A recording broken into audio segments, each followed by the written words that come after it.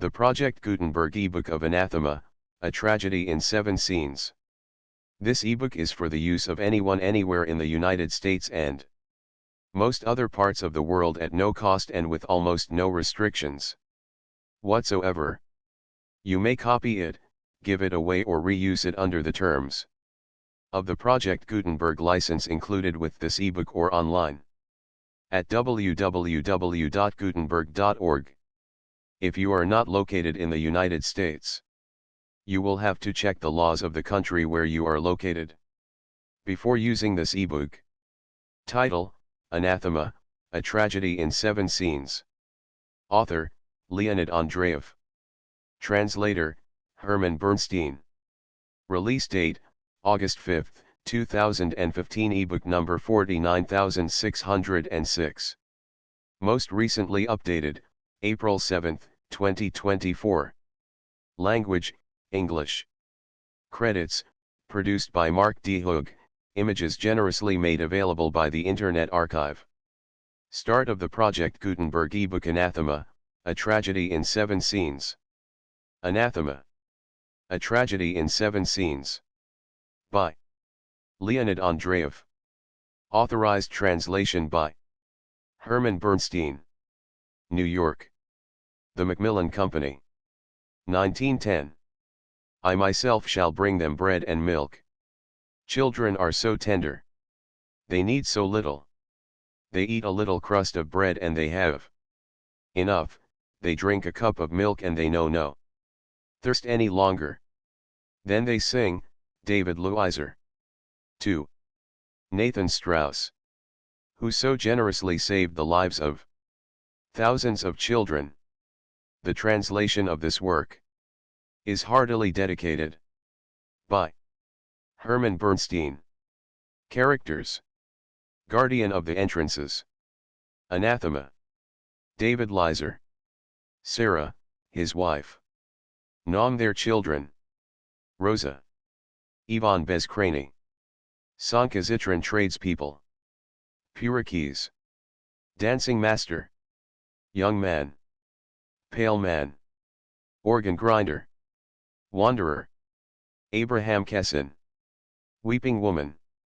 Woman with child in her arms. Drunkard. Sanka's little girl. Libka. Musicians, blind people, crowd. Anathema. Prologue. The scene represents a wild, deserted place, the slope of a mountain, rising to infinite heights. In the rear of the stage, halfway up the mountain, huge iron gates, tightly closed, indicate the boundary of the world as we conceive it. Beyond the iron gates, which oppress the earth with their enormous weight, in silence and in mystery, dwells the beginning of every being, the supreme wisdom of the universe. At the foot of the gate stands someone guarding the entrances, leaning upon a long sword, perfectly motionless. Garbed in wide clothes, which are like stone in the motionlessness of their folds and creases, he hides his face beneath a dark cover, and is himself the greatest of mysteries. Standing on the boundary separating two worlds, he is dual in his makeup, in appearance a man, in reality a spirit. An arbitrator between two worlds, he is like unto a huge shield, which gathers all bolts, all looks, all entreaties, all expectations, reproaches, and curses. The bearer of two elements, he wraps his speech in silence, which is like the silence of the iron gates, and sometimes in human words. Amidst the rocks, looking around on all sides strangely and shyly, appears Anathema, someone accursed, clinging to the grey rocks.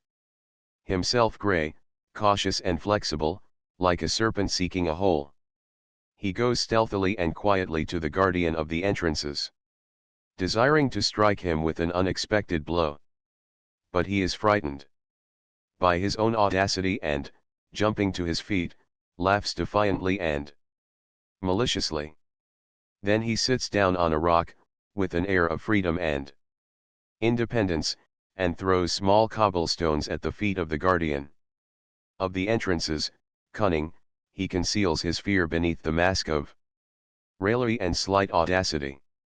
In the faint, grey, almost colorless light, the head of the accursed one seems enormous, especially large is his high forehead, which is furrowed by wrinkles of fruitless reflections and unsolvable eternal problems.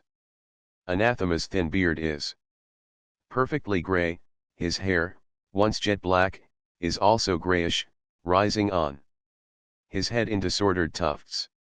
Restless in his movements, he is vainly trying to conceal his alarm and his purposeless haste, which are forever devouring him. Endeavoring to emulate the proud stillness of the guardian of the entrances, he grows quiet for an instant in the pose of proud majesty, but the very next moment, in painful quest after the eternally elusive, he wriggles in mute spasms, like a worm under foot. And in his questions he is rapid and impetuous like a whirlwind, drawing strength and fury in his mad whirl. Anathema. You are still here on guard?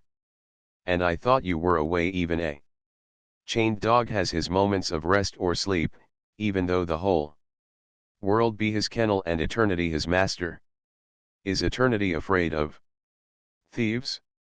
But do not be angry. I have come to you as a good friend, and I implore humbly, open the heavy gates for an instant and allow me to have a glimpse of eternity. You dare not.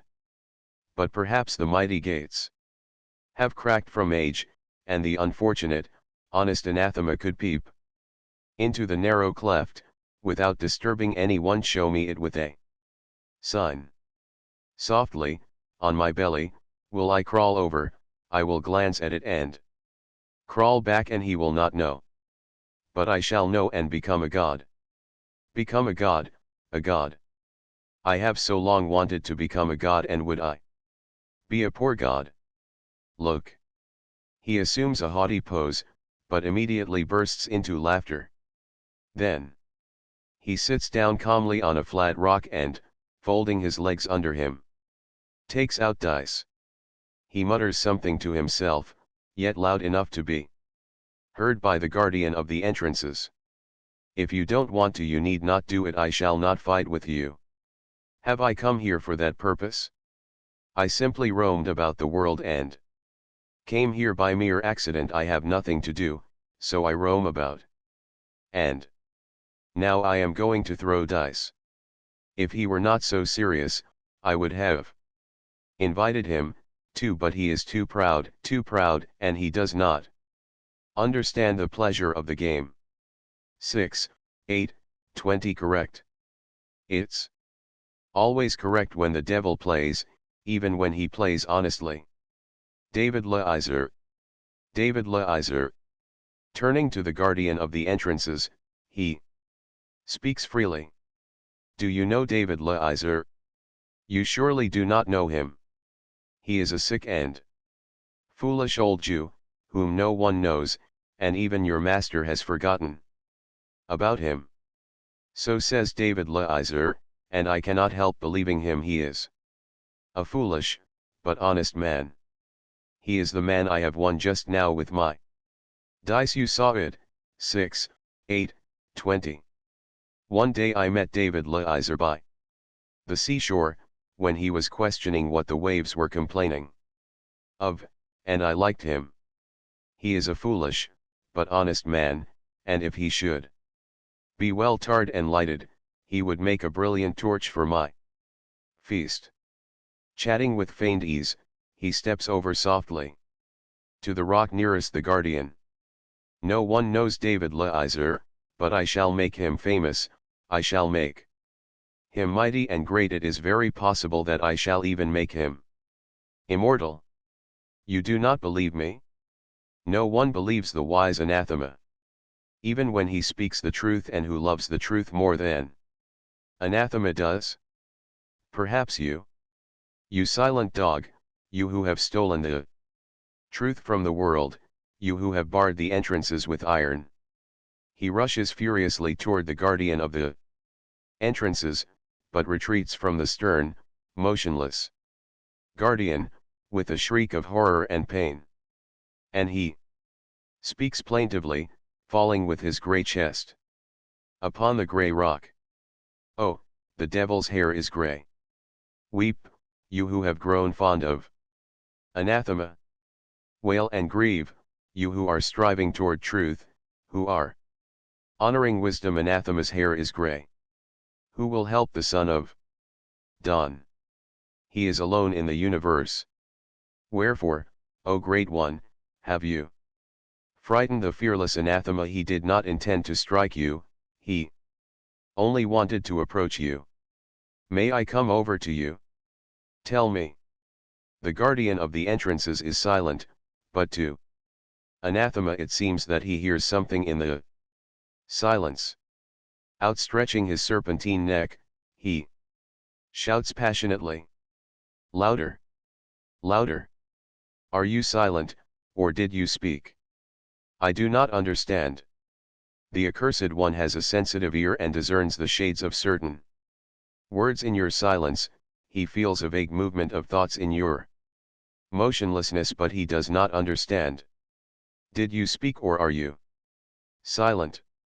Did you say, come, or did it only sound so to me? The guardian. Come. Anathema. You said it, but I dare not come up to you. Guardian. Come. Anathema. I am afraid. He advances toward the guardian irresolutely. In zigzag movements, lies down on his belly and crawls, wailing with longing and fear. Oh, I, the Prince of Darkness, wise and powerful, and yet you see I am crawling on my belly like a dog. And I am doing it because I love you. I want to kiss the hem of your cloak. But why does my old heart ache so much? Tell me, omniscient guardian. The accursed one has no heart. Anathema. Advancing. Yes, yes. The accursed has no heart, his chest is mute and motionless, like the grey rock which does not breathe. Oh, if anathema had a heart, you would have destroyed him long ago by his sufferings, even as you destroy the foolish man. But anathema has a mind that is searching for the truth, unprotected against your blows. Spare it. Here I am at your feet, reveal your face to me. Only for an instant, as brief as the flash of lightning, reveal your face to me. He cringes servilely at the feet of the guardian, not daring, however, to touch his cloak. He is vainly endeavoring to lower his eyes, which are quick and searching, sharp, flashing like coals beneath grey ashes. The guardian is silent, and anathema continues his fruitless and persistent entreaties. Do you not want to do it? Then call the name of him who is beyond the gates. Call it in a soft voice, and no one will hear it, only I will know it, the wise anathema, longing for truth. Is it not true that it consists of 7 letters? Or of 6? Or of 1? Tell me.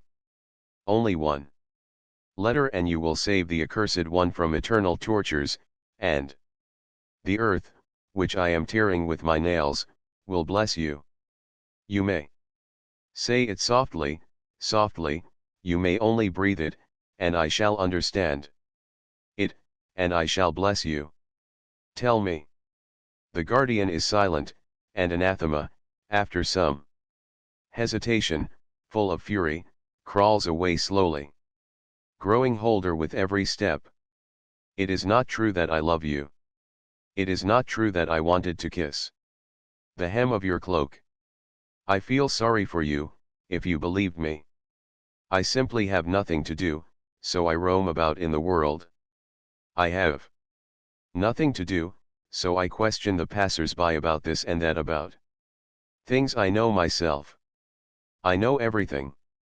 He rises, shakes himself like a dog that has just come out of the water, and choosing the highest rock, stands up there in a haughty, Actor-like pose. I know everything.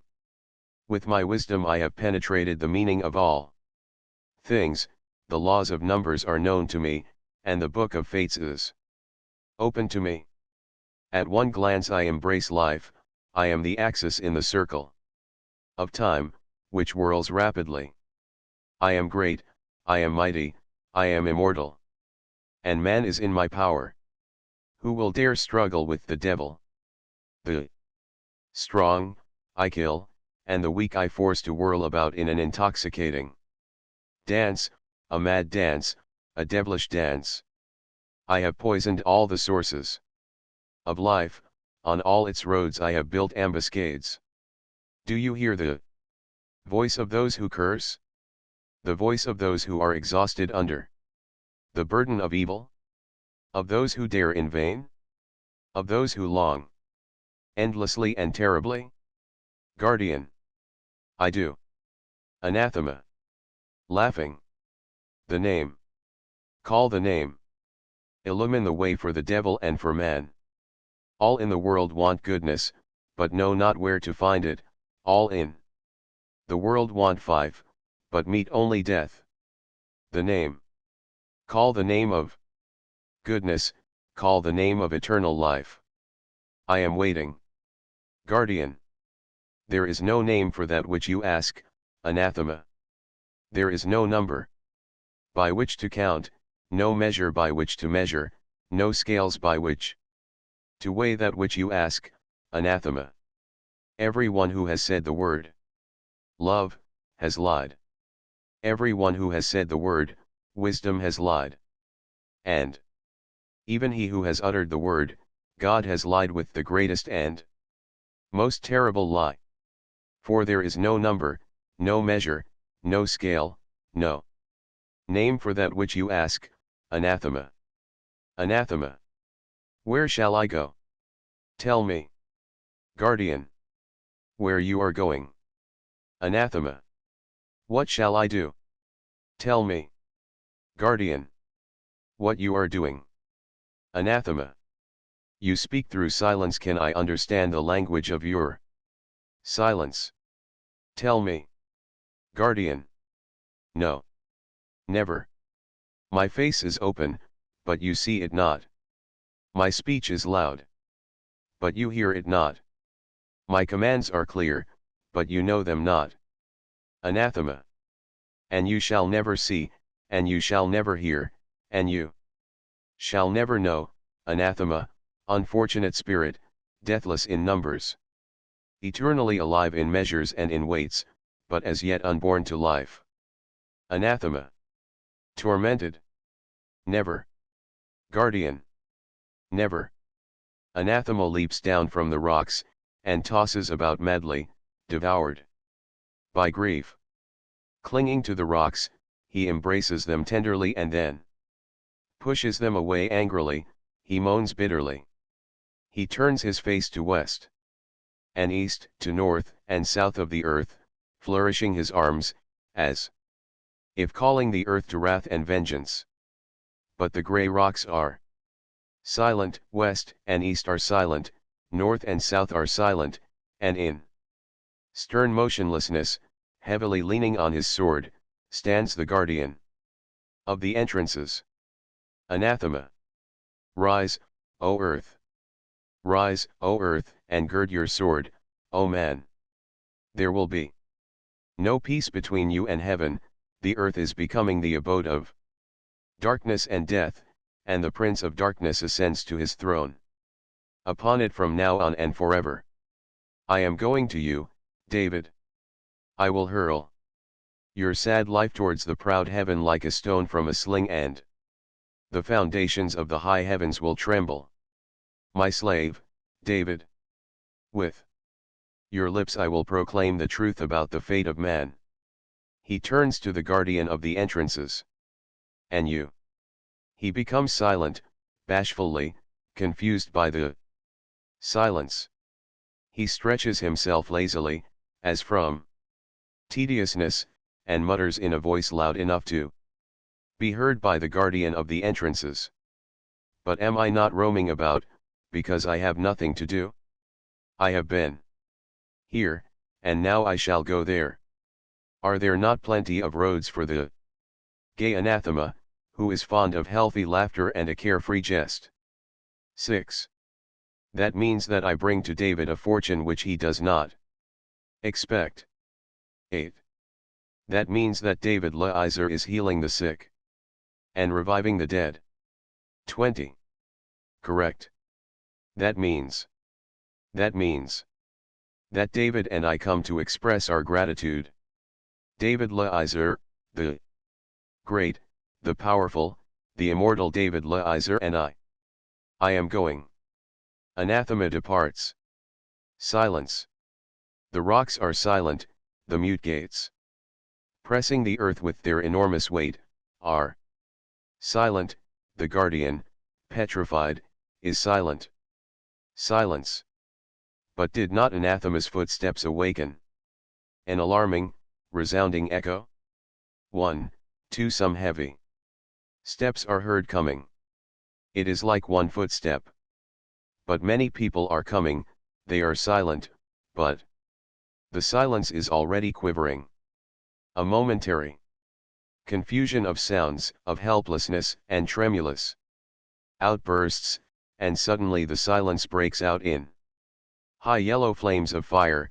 Somewhere below, in the invisible distance, on earth, long trumpets, carried by hands uplifted high, are blaring in rebellious, brass-like tones their defiant cry of revolt is turned both to earth and to heaven. 1, 2. Now it is clear that a crowd is moving. Its monstrous voice, its blended and separate sobs, its noisy and stormy speech is heard, and below, in the labyrinth from broken and dark passages, the first distinct sound rings out, David. It grows more distinct, rises higher, and now it soars overhead on the wings of this brass fanfare, above the heavy stamping of the marching feet. David. David. David. The sounds blend harmoniously. They become the song of millions of people. The trumpets are blaring, exhausted, they call hoarsely with their brass voices. Does the guardian of the entrances hear them? The grey rocks are covered with moans, passionate sobs. Rise to his feet, but the guardian is motionless. The guardian is speechless, and the iron gates are mute. The abyss crashes. With one blow, as if splitting the earth, a brass roar and shout breaks forth and out of the fragments, like a spring from a rock that is split by lightning, a soft, harmonious, bright melody comes forth. Then it dies out. Silence. Immobility. Expectation, expectation. Expectation. Curtain. Act 1. The south of Russia. A hot summer midday. A wide road near the end of a large, thickly populated city. Starting from the left corner of the stage, the road crosses it diagonally, turning in the rear of the stage to the right. 2 high stone posts, of ancient construction, dilapidated and slightly bent, indicate the boundary of the city. On the side of the city line, at the right post, there is a deserted, once yellow sentry box, the plaster fallen off in spots and the windows tightly boarded and nailed up. On the sides of the road there are several small shops made of cheap wood, separated from one another by narrow passages. In the desperate and ineffectual struggle for existence, the little shops seem to be clambering stupidly upon one another. The people are dealing in all sorts of merchandise, candies, sunflower seeds, cheap sausages, herrings. Each shop has a small, dirty counter, through which a pipe with 2 faucets stands out prominently, one of them for soda water, at a penny a glass, the other for seltzer. One of the little shops belongs to David Leiser, the others to the Greek Purakis, to the young Jewess Sankazitran, and to The Russian, Ivan Bezkrayny, who, in addition to his business, men's shoes and rubbers, he is the only one who has real nobleman's cider for sale. The sun is burning mercilessly and the few small trees, with their leaves curled up from the heat, are pining for rain. The dusty road is deserted. Beyond the posts, where the road is turning toward the right, there is a high precipice. The dust-covered tops of trees are seen here and there in the descending distance, and embracing the entire horizon. The sea has stretched itself in a smoky blue strip, sleeping peacefully in the heat and glare of the sun. Sarah, David Leizer's wife, an old Jewess, exhausted by life, is seated in front of her little shop. She is mending some rags and is chatting languidly with the other shopkeepers. Sarah. No one is buying anything. No one is drinking any soda water, no one is buying any sunflower seeds or any fine candies which melt in the mouth. Pyrrhikes. Like an echo. No one is buying anything. Sarah. One might think that all the people have died so as not to buy anything. One might think that we remained alone with our stores in the whole world, we alone in the whole world. Pyrrhikes. Like an echo. We alone. Bezkrayny. The sun has burnt all the customers, only the shopkeepers remained. Silence. The soft sobbing of Sanka is heard. Bezkrayny. Sanka, yesterday you bought a chicken. Did you kill or rob anybody that you can afford to buy chickens?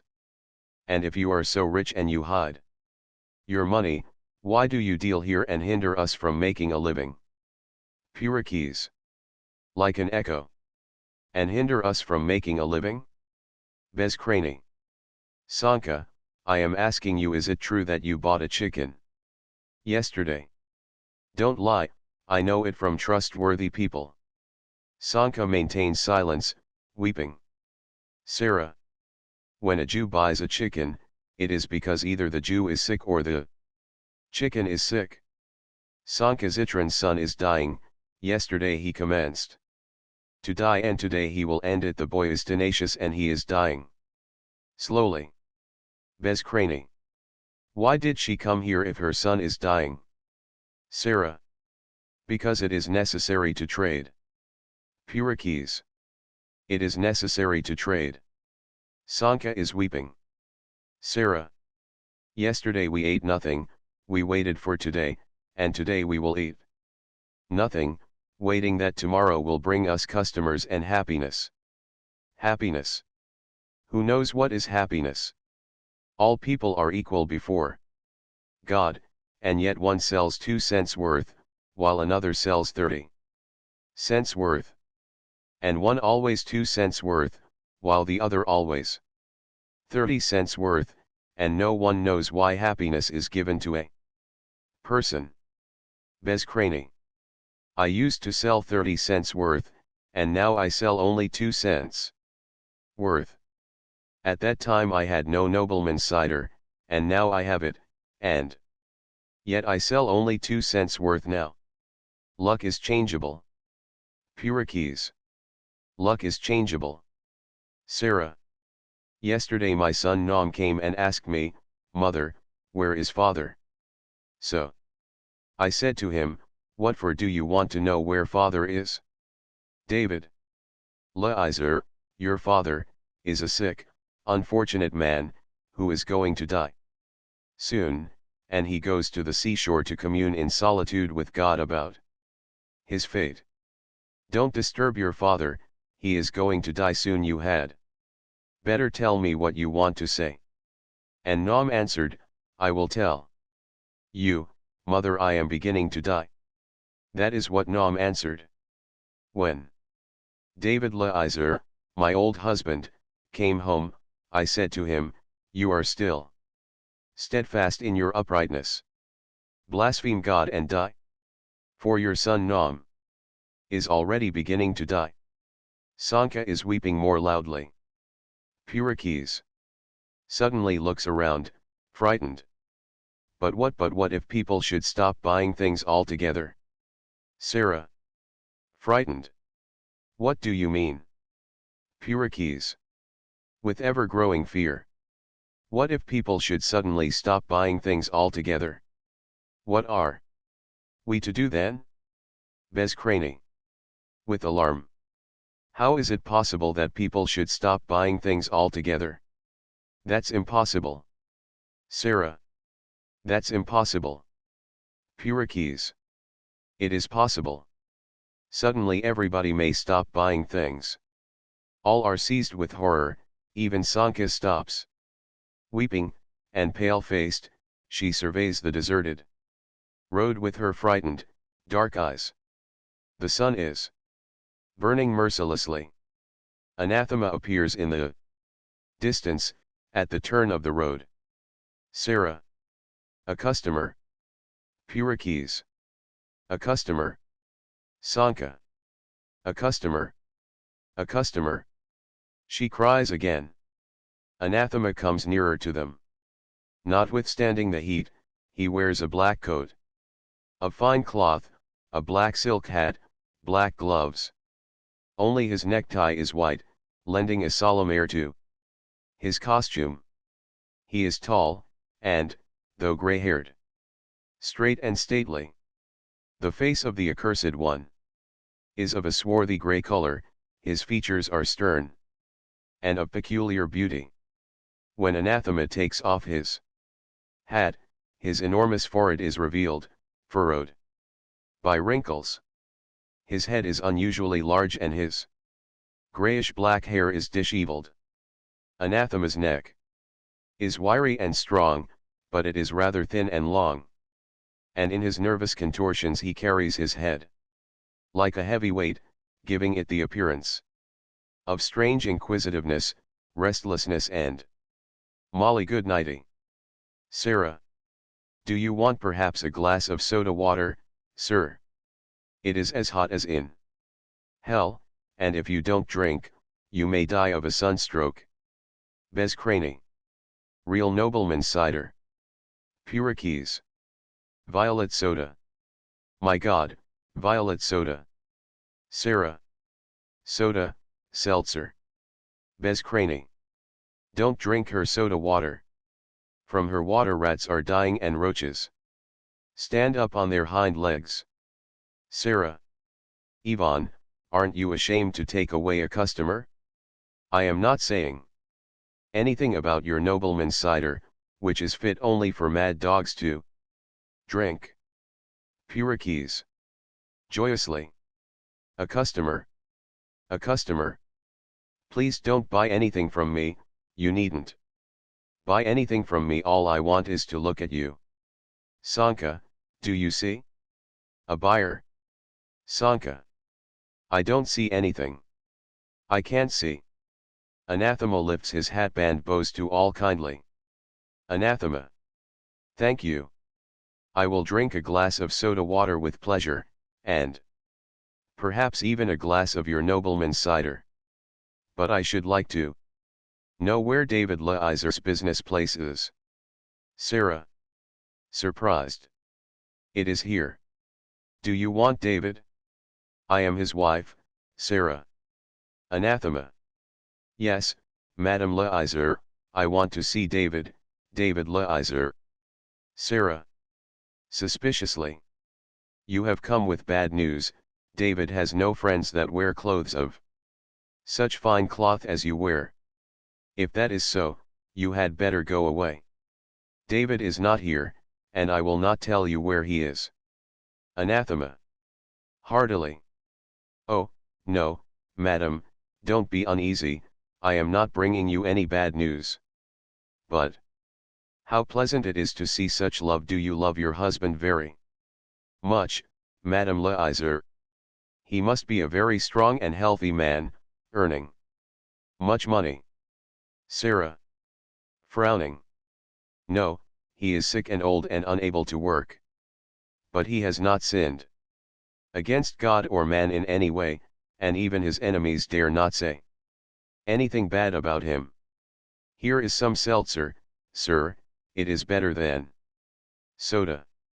And if you are not afraid of the heat, I would ask you to sit down and wait a while, David will soon be here. Anathema. Sitting down. Yes, I have heard many good things about your husband, but I did not know that he was so feeble and old.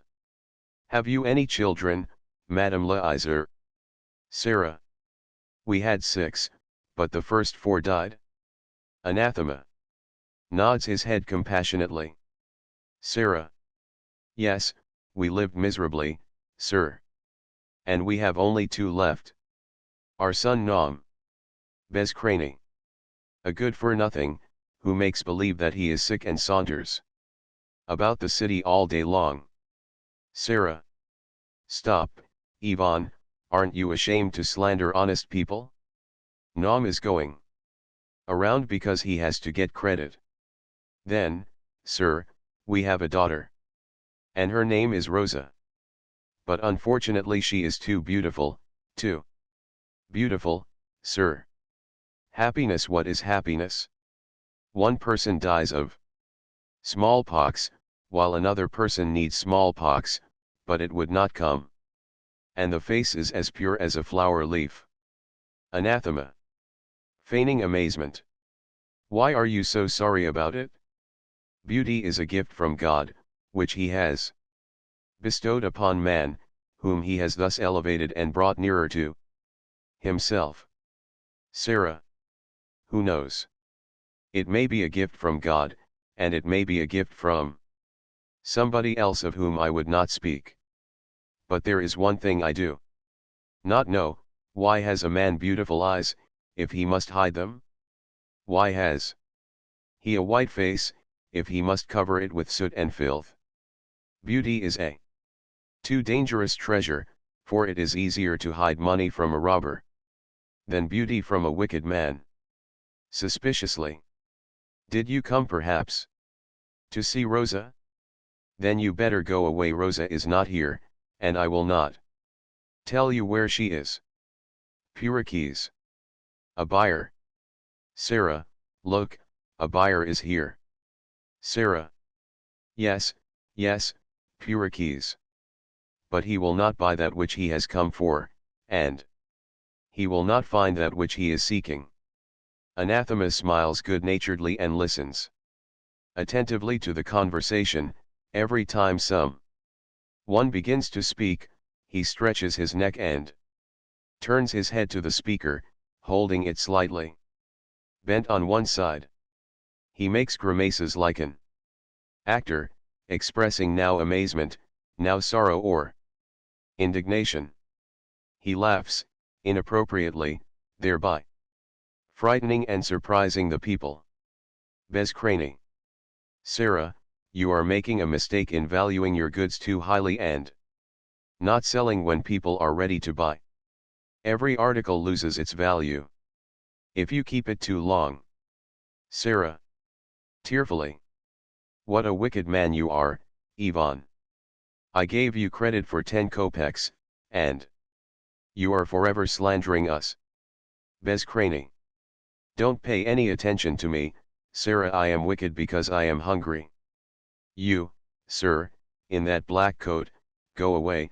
Sarah is an honest woman and she will not sell her daughter to you, even if you offered her 1,000,000. Sarah. Hotly. That's right, Ivan, thank you. But who told you, sir, that our Rosa is beautiful? It is not true. Don't laugh, it isn't true.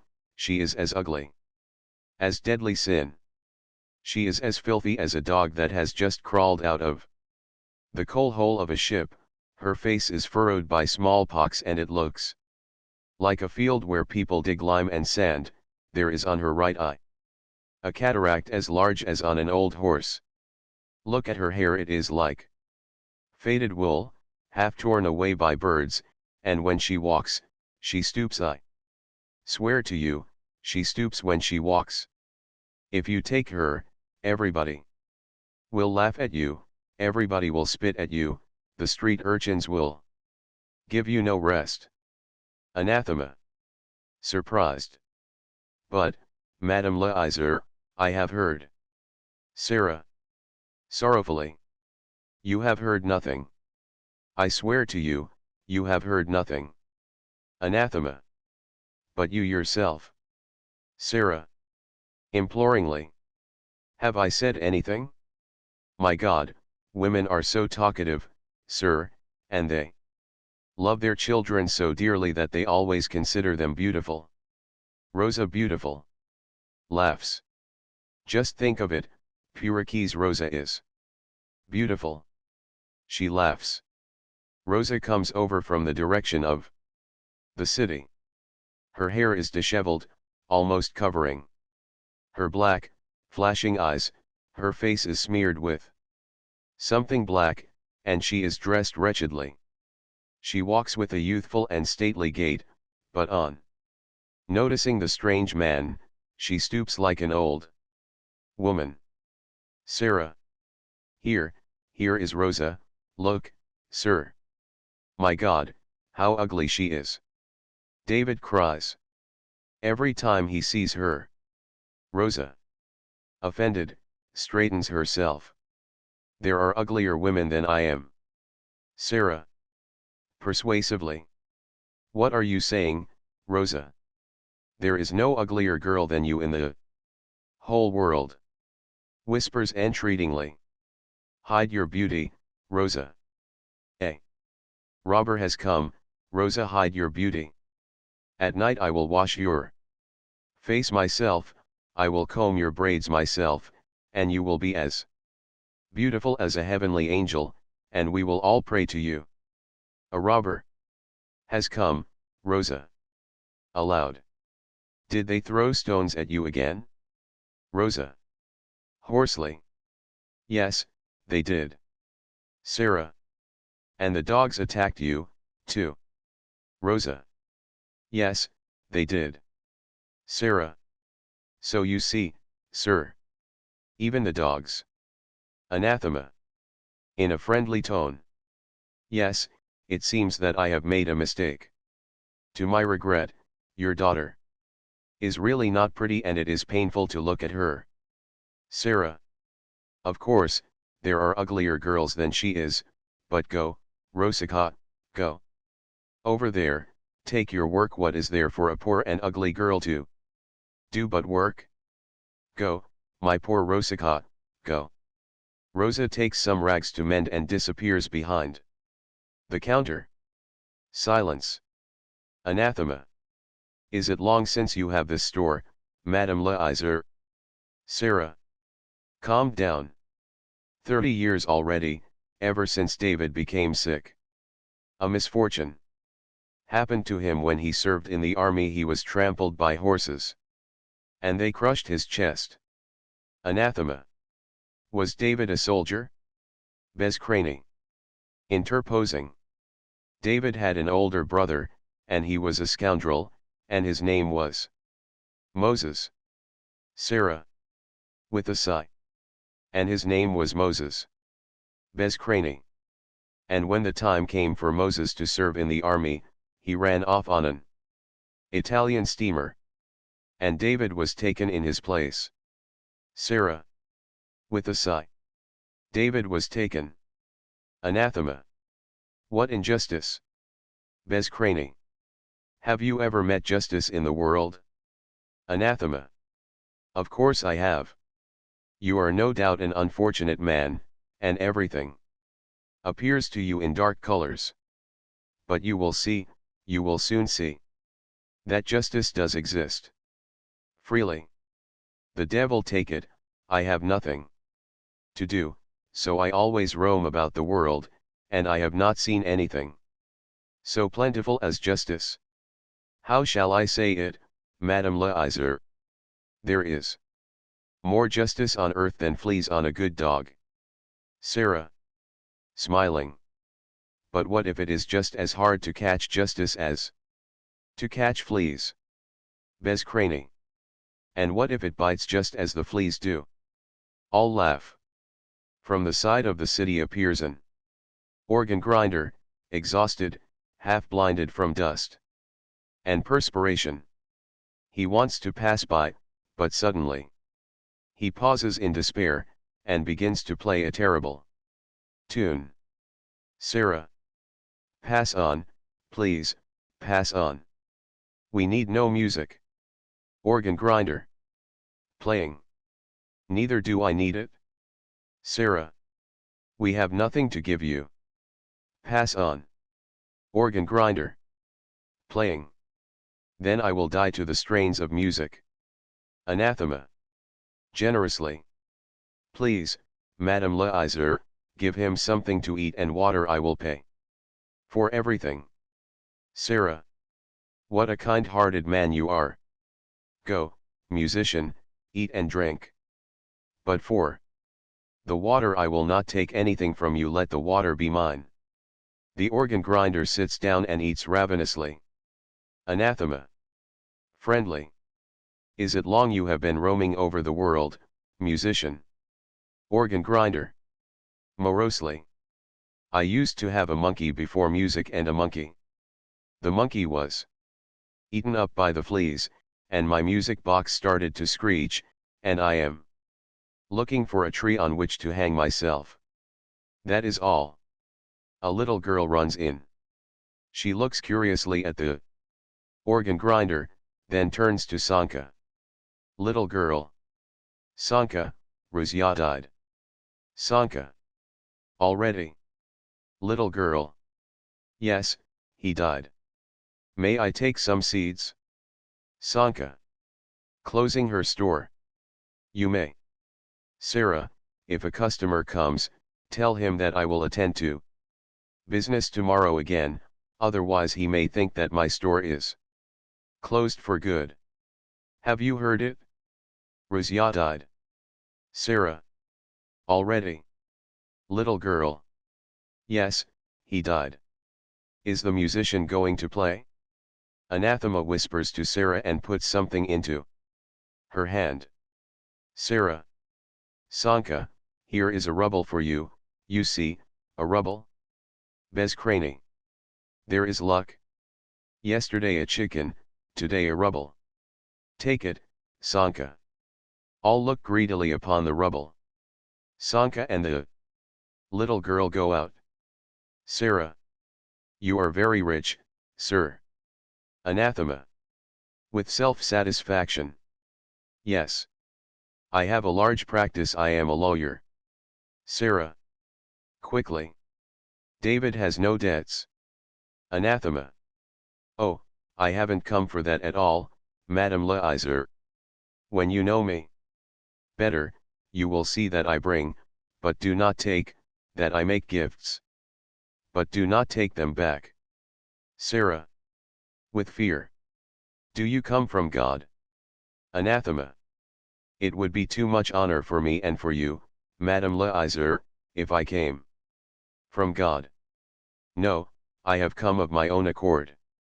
Nom comes over, looks at the customer with amazement, and sits down, exhausted, upon a rock. Nom is a tall, thin young man, with a narrow chest and a large, pale nose. He looks around on all sides. Nom. Where is Rosa? Sarah. In a whisper. Not so loud, she is there. Aloud. Well, who was it, Nom? Did you get any credit? Nom. Slowly. No, mother, I did not get any credit. I am beginning to die. Mother, everybody feels hot, while I am very cold, and I am perspiring, but my perspiration is cold. I met Sanka. Rusya died. Already. Sarah. You will live yet, Nom, you will live yet. Nom. Slowly. Yes, I will live yet. Why isn't father coming? It is time for him to be here. Sarah. Clean a herring, Rosa. This gentleman is waiting for David a long time already, and David isn't here. Nom. What does he want? Sarah. I don't know, Nom. Since he came, I suppose it was necessary. Silence. Nom. Mother, I am not going for credit anymore. I will go with father to the sea. The time has come when I must go and ask God about my fate. Sarah. Do not ask him, Nom, do not ask. Nom. I will ask him. Sarah. Entreatingly. Don't do it, Nom, don't ask. Anathema. Why not, Madame Leonid? Do you fear that God will give him a bad answer? You should have more faith, Madame Leonid. If David heard you, he would not approve your words. Organ grinder. Raising his head. Is it you, young man, who wants to speak to God? Nom. Yes, it is I. Every man can speak with God. Organ grinder. Do you think so? Then ask for a new organ. Tell him that this one is screeching. Anathema. Compassionately. He might add that the monkey was eaten up by the fleas, that he needs a new monkey. He laughs. All look at him in perplexity. The organ grinder rises and takes up his organ. Silently. Sarah. What do you want to do, musician? Organ grinder. I want to play. Sarah. What for? We don't need any music. Organ grinder. I must thank you for your kindness. He plays something weird, the organ screeches. Breaks off, wheezes. Anathema, with eyes lifted dreamily to the sky, keeps time with his hand, and whistles. Sarah. My God, how badly it sounds. Anathema. This, Madame Leonid, whistles, this is called the world harmony. The conversation dies away for some time, only the screeching of the organ and the whistling of Anathema are heard. The sun is still shining mercilessly. Anathema. I have nothing to do, so I wander over the world. He is carried away by the playing of the organ. Suddenly the organ breaks off with a screech, which rings in the ears for a long time, and Anathema remains as petrified with uplifted hand. Anathema. Perplexedly. Does it always end like this? Organ grinder. Sometimes even worse. Goodbye. Anathema. Feeling his vest pocket. No, no, you mustn't go away like that. You have afforded us genuine pleasure, and I do not want you to hang yourself. Here is some change for you, and live on. Sarah. Pleasantly surprised. Who could ever think, by looking at your face, that you are such a cheerful and kind-hearted man? Anathema. Flattered. Oh, do not embarrass me with your praise, Madame Leonid. Why shouldn't I help a poor man who would otherwise hang himself? The life of man is a precious thing, Madame Leonid, and I always carry change with me. But isn't that venerable man I see there David Leonid?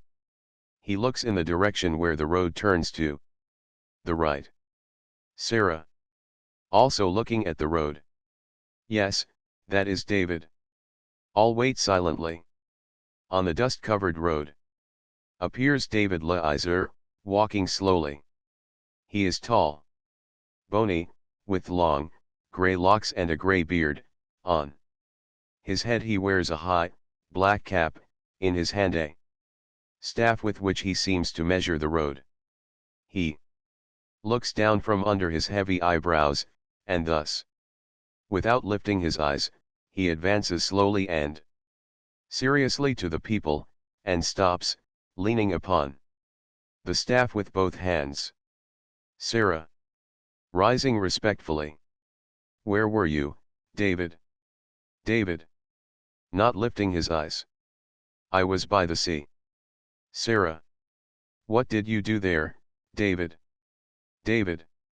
I looked at the waves, Sarah, and asked them whence they came and whither they were going. I was thinking of life, Sarah, whence it came. And whither it is going? Sarah. What did the waves tell you, David? David. They did not tell me anything, Sarah. They come and go away again. And the man by the sea is waiting in vain for an answer from the sea. Sarah. With whom did you speak, David? David. I spoke with God, Sarah. I asked him about the fate of David Leiser, the poor Jew who is going to die soon. Sarah. With emotion. And what did God tell you? David is silent, his eyes lowered. Sarah. Our son Nam also wants to go with you to the sea and ask about his fate. David. Lifting his eyes. Is Nam going to die soon? Nam. Yes, Father, I have already commenced to die. Anathema. But, pardon me, gentlemen. Why should you speak of death, since I have brought you life and happiness? David.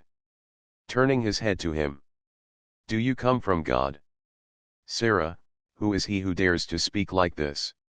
Sarah. I don't know. He has been waiting for you a long time. Anathema. Bustling about joyously. Oh, ladies and gentlemen, smile. Attention for 1 minute and I will make you all laugh. Attention, gentlemen. Attention. All look with tense attention at Anathema's mouth. Anathema. Taking out a paper, solemnly. Are you not David Leiser, the son of Abraham Leiser? Leiser. Frightened. Well, yes, I am. But there may be another David Leiser. I don't know. Ask the people. Anathema. Interrupting him with a gesture. Didn't you have a brother, Moses Leiser, who fled to America 35 years ago on the Italian steamship Fortuna? All. Yes, he did. David. But I did not know that he was in America. Anathema. David Leiser, your brother Moses died? Silence. David. I have long forgiven him. Anathema. And before he died he bequeathed all his fortune, amounting to $2 million, to the people surrounding him, which means 4 million rubles to you, David Leiser. A deep sigh goes through the crowd and all seem as petrified. Anathema. Outstretching the paper. Here is the document, you see the seal. David. Pushing the paper aside. No, don't. Don't do that. You were not sent by God. God would not make sport of man in this way. Anathema. Heartily. This is not a jest. Upon my honor, it is the truth for millions. Allow me to be the first to congratulate you and to shake your honest hand warmly. Takes David Leiser's hand and shakes it. Well, madam. Leiser, what have I brought you? And what will you say now? Is your daughter Rosa beautiful now or is she ugly? Aha! Are you going to die so soon, Nam? Aha! Tearfully. That's what I have brought you. People, and now permit me to step aside and not to disturb you. Lifts a handkerchief to his eyes and steps aside. Apparently agitated. Sarah. Wildly. Rosa. Rosa. Also wildly. What is it, Mama? Sarah. Wash your face. Wash your face, Rosa. My God, quicker, quicker wash your face. As though insane, she drags Rosa, washes her. Splashing the water with trembling hands. Nam. Clings to his father's arm, hanging onto it, as though he is about to lose consciousness. David. Take back your paper. Firmly. Take back your paper. Sarah. Have you lost your mind, David? Don't listen to him. Wash yourself. Rosicott, wash yourself. Let all the people see your beauty. Nom. Seizing the paper. It is ours, Father. Father, this is how God has answered you. Look at. Mother, look at Rosa, look at me, I was already commencing to die. Purikes. Shouts. AI, AI, look out, they'll tear the paper. AI, AI, take away the paper. From them, quick. Nom cries, Rosa, radiantly beautiful, her hair wet, but no longer covering her eyes, comes over to her father, laughing. Rosa. It is I, Father. It is I. It is I. Sarah. Wildly. Where were you, Rosa? Rosa. I've just been born, Mama. Sarah. See, David, see, a human being has just been born. Oh, look at her. Every one of you. Oh, open the doors of your vision, throw open the gates of your eyes, look at her, every one of you.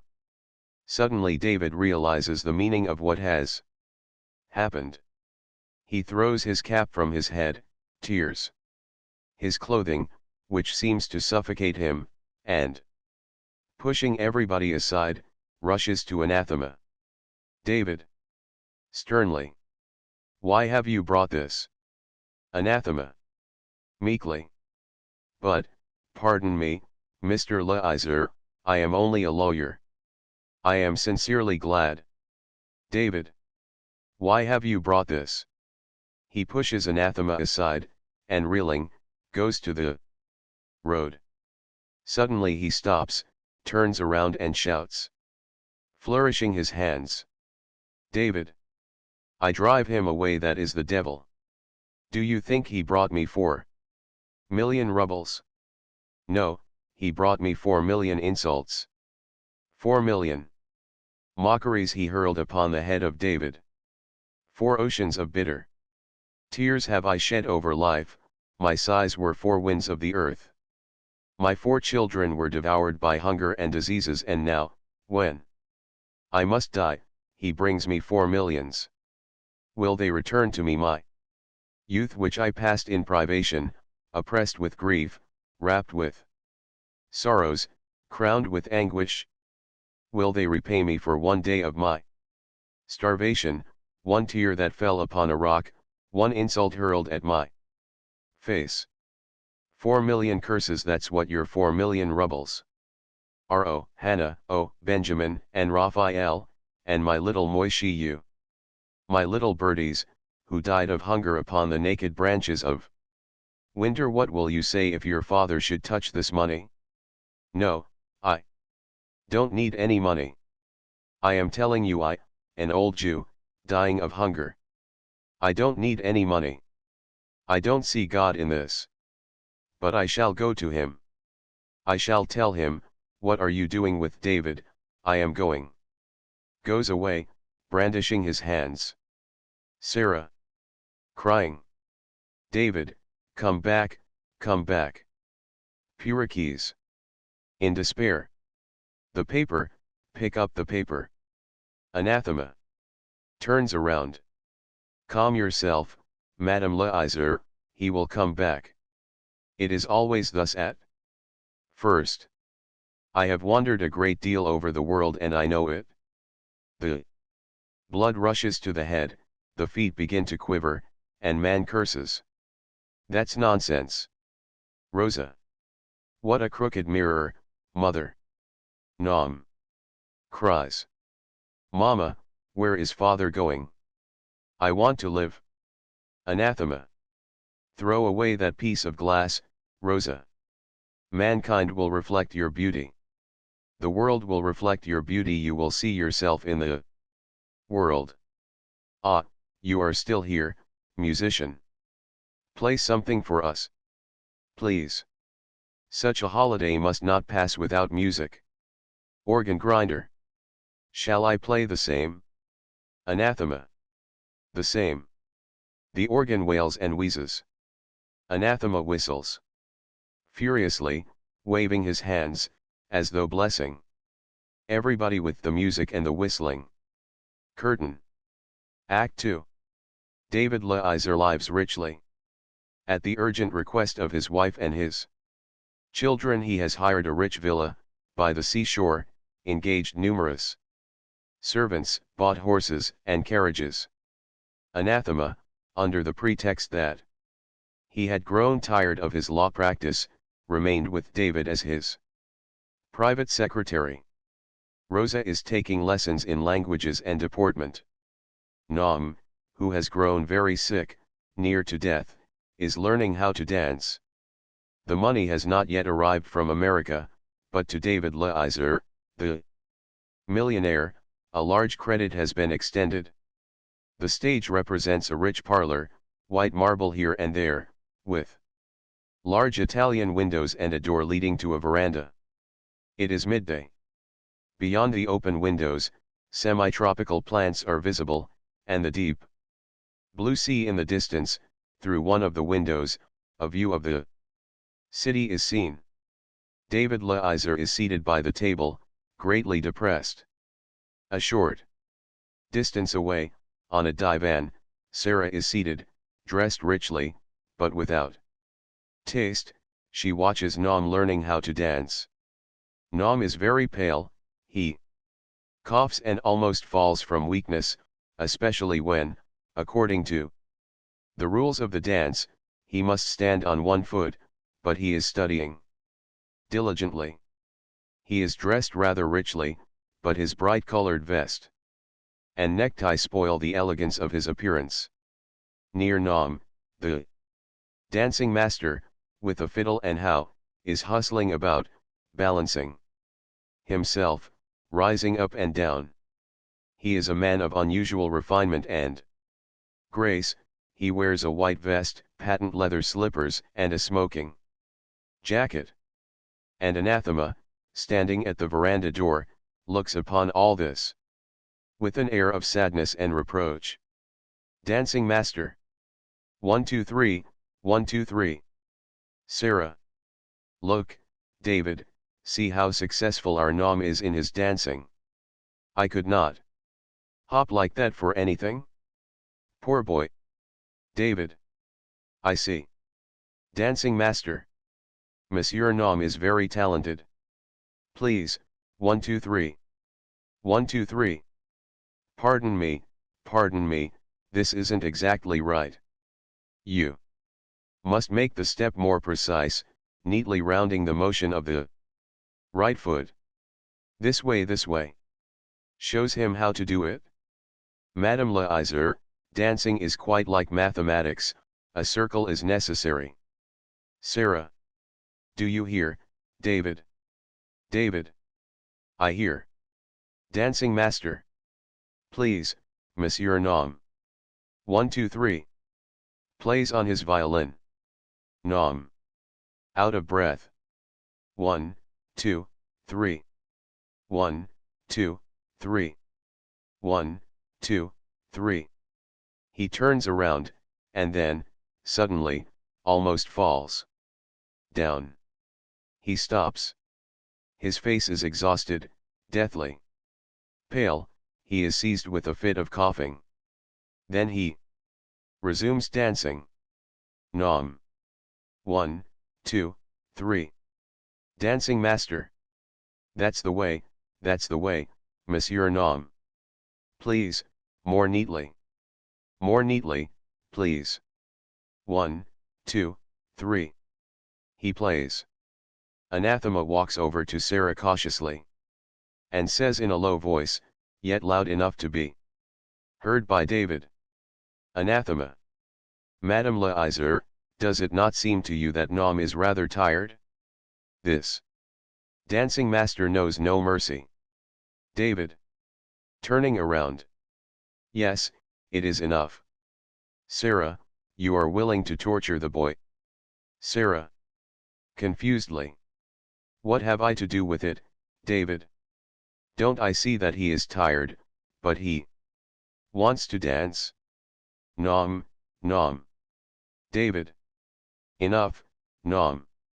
Take a rest. Naum. Out of breath. I want to dance. Stops and stamps his foot hysterically. Why am I not allowed to dance? Or do you all want me to die soon? Sarah. You will live yet, Nom. You will live yet. Nom. Almost crying. Why don't they allow me to dance? I want to dance. I have looked for credit long enough, I want to amuse myself.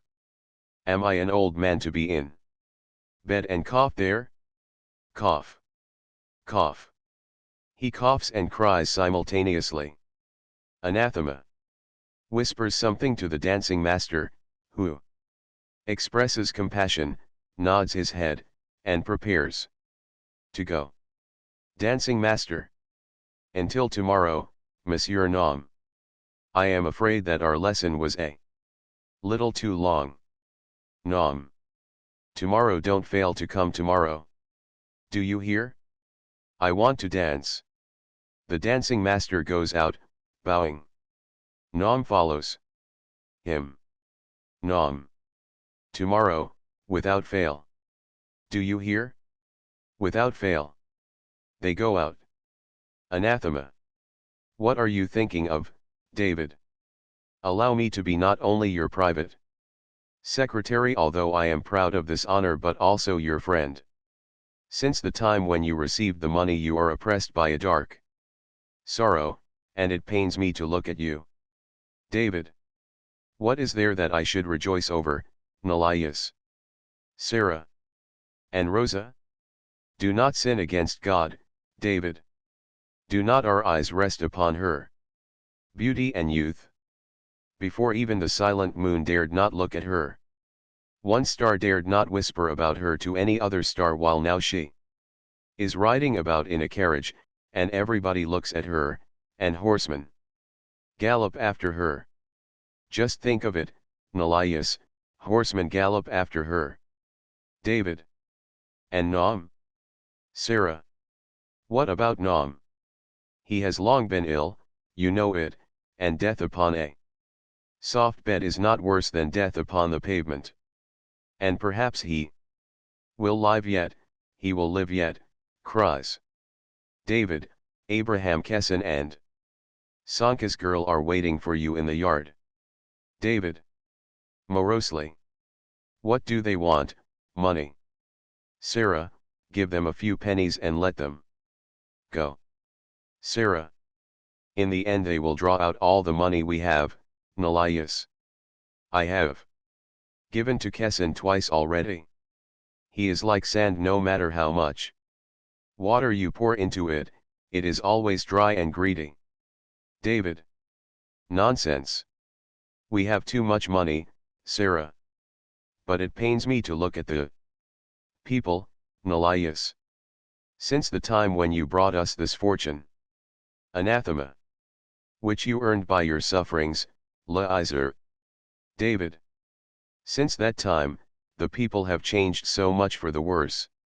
You like to have the people bow to you very low, Nelias. I do not like it. Human beings are not dogs that they should crawl on their bellies. And you like to have the people tell you, Nelias, that you are the wisest, the most magnanimous, the best of all living beings, whereas you are only an ordinary old Jew, like many another Jew. I do not like it, Nelias, for the sons of the God of truth and mercy it is unbecoming to lie, even while dying of the cruelties of truth. Anathema. Thoughtfully. Riches are a terrible power, Leiser. No one asks you where your money came from, they see your might and they worship it. David. Might. And Nom. And I, Nelias. Can I buy for all the money even a single day of health and life? Anathema. You look considerably fresher now. David. Smiling gloomily. Yes. Should I, perhaps, also engage a dancing master? What do you advise me, Nelias? Sarah. Don't forget Rosa, father. Is it not a great sin against God to hide the beauty of the face? It is given as a joy and a pleasure to the eyes. God himself reveals his beauty in a beautiful face, and did we not lift our hands against God himself when we stained our Rosa's face with coal and soot, when we made her terrible and sorrowful to look upon? David. Beauty is withering. Everything is dying, Sarah. Sarah. But the lily also withers, and the narcissus dies, the petals of the yellow rose fall apart. Would you, David, trample all flowers under foot and heap abuse upon the yellow rose? Do not doubt, David, the God of righteousness has given you riches. Will you, who were so firm in misfortune that you did not blaspheme God even once, will you grow weak in your happiness? Anathema. You are perfectly right, Madame Leiser. Rosa has so many suitors that all she needs is to choose. David. Rising angrily. I will not give Rosa to any of them. Sarah. Why not, David? David. I will not give Rosa to any of them. They are like dogs that want to eat out of the golden bowl. I will drive the dogs away. Enter Rosa. She is dressed richly, but simply. She is somewhat pale and fatigued, but very beautiful. She tries to speak and to move gracefully, but at times she forgets herself and becomes rude and vociferous. She feels tormented by this. Rosa is accompanied by two horsemen. The older man is very pale and he frowns angrily. Nom clings to Rosa, as though seeking protection in her youth, strength, and beauty, and he walks faintly after her. David. In a rather loud voice. Sarah, here are the suitors. Sarah. Waving her hand. Oh, be silent, David. Rosa. Kissing her mother carelessly. How tired I am, Mama. Good afternoon, Father. Sarah. Take care of yourself, Rosika, you mustn't study so much. To the older of the two cavaliers. Please tell her that she mustn't work so hard. What does she need to work for now? Young rider. In a low voice. People should pray before your daughter, Madame Leiser. Soon a temple will be erected in her honor. Older rider. Smiling. And near the temple, a cemetery. Madame Leiser, there are always cemeteries near the temples. Rosa. Goodbye. I am tired.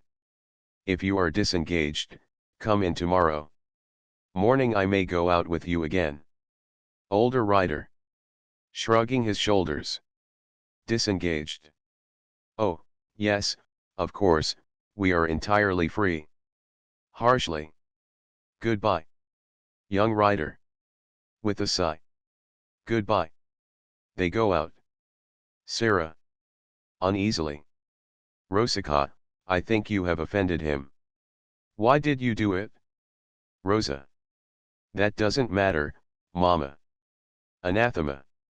To David. These are not suitors, David. David laughs morosely. Anathema runs over to Rosa. And offers her his arm. He leads her, half dancing. Merrily whistling the same tune that the organ had played. Anathema. Oh, Rosa, were it not for my age, whistles, and not for my illness. Whistles, I would be the first to ask your hand. Rosa. Laughing haughtily. Better illness than death. David. You are a very gay man, Nelias. Anathema. Whistling.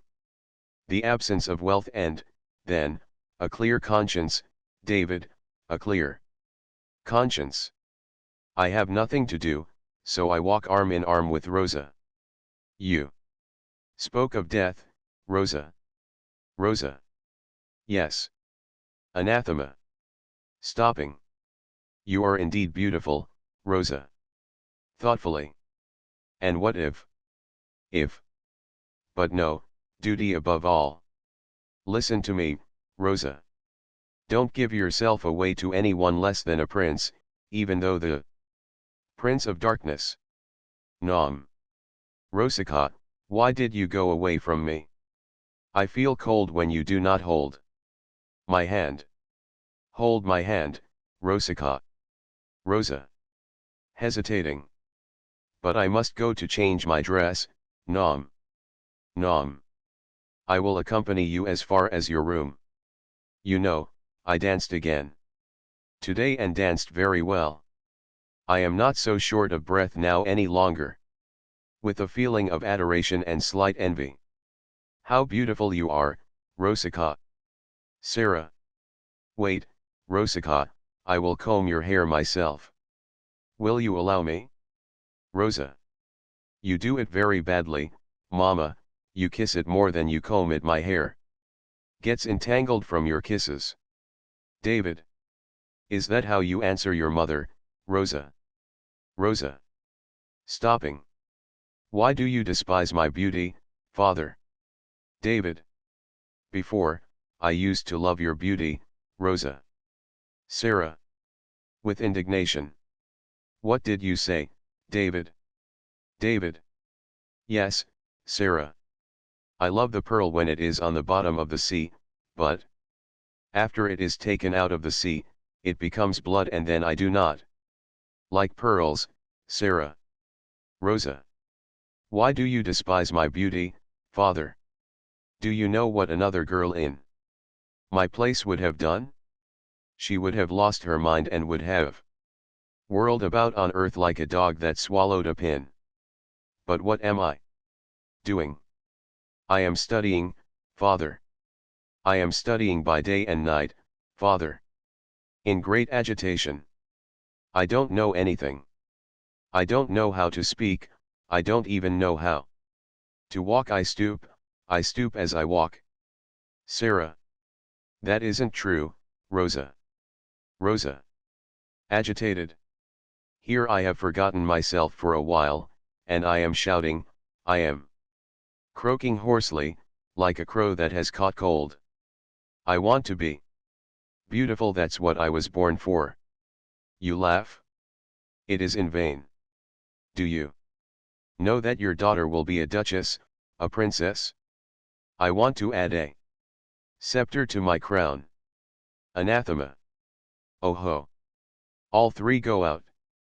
David jumps from his seat angrily and paces the room. Quickly. David. What a comedy, Nelias. Yesterday she begged heaven for a herring. And today a crown is not enough for her. Tomorrow she will take the throne away from Satan and will sit upon it, Nelias, and she will sit firmly. What a comedy! Anathema has changed the expression of his face. He is stern and morose. Anathema. No, David Leiser, it is a tragedy. David. 'Tis a comedy, Nelias, a comedy. Don't you hear the laughter of Satan in all this? Pointing at the door.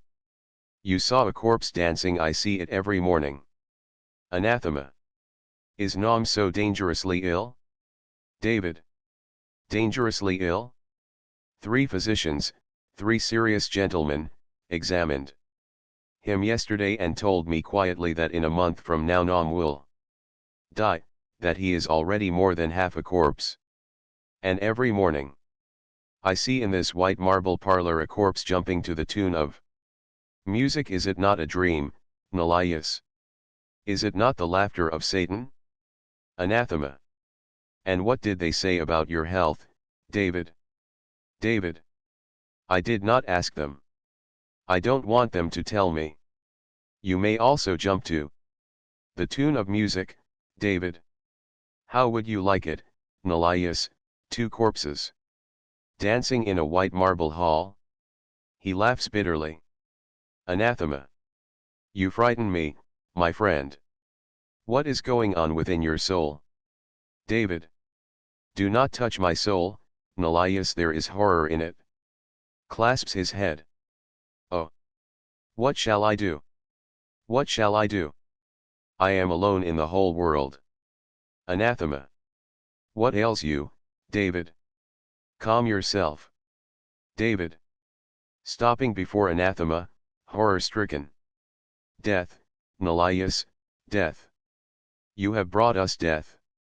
Was I not mute before the face of death? Did I not wait for it as for a friend? But here, you have brought us riches and I want to dance. I want to dance. Yet death clutches at my heart, I want to eat, for hunger has entered my very bones, but my old stomach refuses to accept any food. I want to laugh, but my face is sobbing, my eyes are weeping, and my soul is crying with mortal fear. Hunger has crept into my bones, and poison is already in my blood. There is no salvation for me, death has overtaken me. Anathema. Significantly. The poor are waiting for you, David. David. What matters it? Anathema. The poor are waiting for you, David. David. The poor are always waiting. Anathema. Sternly. Now I see that you are really lost, David. God has forsaken you. David stops and looks at him, surprised and angry. Anathema, with head thrown back haughtily, meets his look calmly and sternly. Silence. David. You say this to me, Nelias. Anathema. Yes, I say this to you, David Leiser. Beware, David Leiser, you are in Satan's hands. David. Terrified. Nelias, my friend, you frighten me. What have I done to deserve your anger and these cruel, terrible words of yours? You have always treated me and my children so kindly. Your hair is just as gray as mine, in your face I have long observed a hidden grief, and I respect you, Nelias. Why are you silent? A terrible fire is burning in your eyes. Who are you, Nelias? But you are silent. No, no, do not lower your eyes, I am even more terrified when they are lowered. For then upon your brow appear fiery letters of some terrible fatal truth. Anathema. Tenderly. David. David. Joyously. You have started to speak, Nelias. Anathema. Be silent and listen to me. From madness I will bring you back to wisdom, from death to life. David. I am silent and I am listening. Anathema. Your madness consists of this, David Leiser. You have sought for God all your life, and when God came to you, you said, I do not know you. Your death consists of this, David Leiser. Blinded by misfortunes, like a horse that is turning around in the darkness, you failed to notice the people and you remained in their midst alone, with your illness and your riches. There in the yard life is waiting for you, and you, blind man, you close the door against it. Dance, David, dance. Death has lifted the bow and is waiting for you. Be more graceful. David Leiser, more graceful, round out your steps more neatly. David. What do you want of me? Anathema. Return to God that which God has given to you. David. Darkly. Has God given me anything? Anathema. Every ruble in your pocket is a knife which you thrust into the heart of the hungry. Distribute your fortune to the poor, give bread to the hungry, and you will conquer death. David. No one gave a crust of bread to David when he was hungry. By satisfying their hunger, will I still the hunger that is in my bones. Anathema. In them your own hunger will be stilled. David. Shall I get back my health and my strength? Anathema. In them you will be strong. David. Shall I drive out death, already in my blood, which is as thin as water, which is already in my veins, that have become hard like Dried up cords. Shall I recover life? Anathema. By their life you will prolong your life. Now you have but one heart. David, but then you will have 1,000,000 hearts. David. But I shall die. Anathema. No, you will be immortal. David retreats in horror. David. Your lips have uttered a terrible word. Who are you that you dare promise immortality? Are not life and death in the hand of God? Anathema. God said, re-establish life through life. David. But people are wicked and vicious, and the hungry one is nearer to God than the well-fed. Anathema. Remember Hannah and Benjamin. David. Be silent. Anathema. Remember Raphael and little Moishi. David. Grief-stricken. Be silent, be silent. Anathema. Remember your little birds who died upon the cold branches of winter. David cries utterly. Anathema. When the lark sings in the blue sky, will you say to it, be silent? Little bird, God does not need your song, and will you not give a kernel to it when it is hungry? And will you not cover it upon your breast when it is cold, that it may feel warm and save its voice for spring? Who are you, then, unfortunate man, who has no pity on birds, and who turns children out into the storm? Remember how your little Moishi died. Remember, David, and say, the people are vicious, wicked, and unworthy of my kindness. David bends his knees as under a heavy weight and lifts his hands, as though warding off from his head a blow from the sky. He speaks hoarsely. David. Adonai. Adonai. Anathema, with arms folded on his breast, looks at him in silence. David. Mercy. Mercy. Anathema. Quickly. David, the poor are waiting for you. They will go away soon. David. No, no. Anathema. The poor are always waiting, but they grow tired of waiting and they go away. David. They will not go away from me. Oh, Nelias, Nelias. Oh, wise Nelias.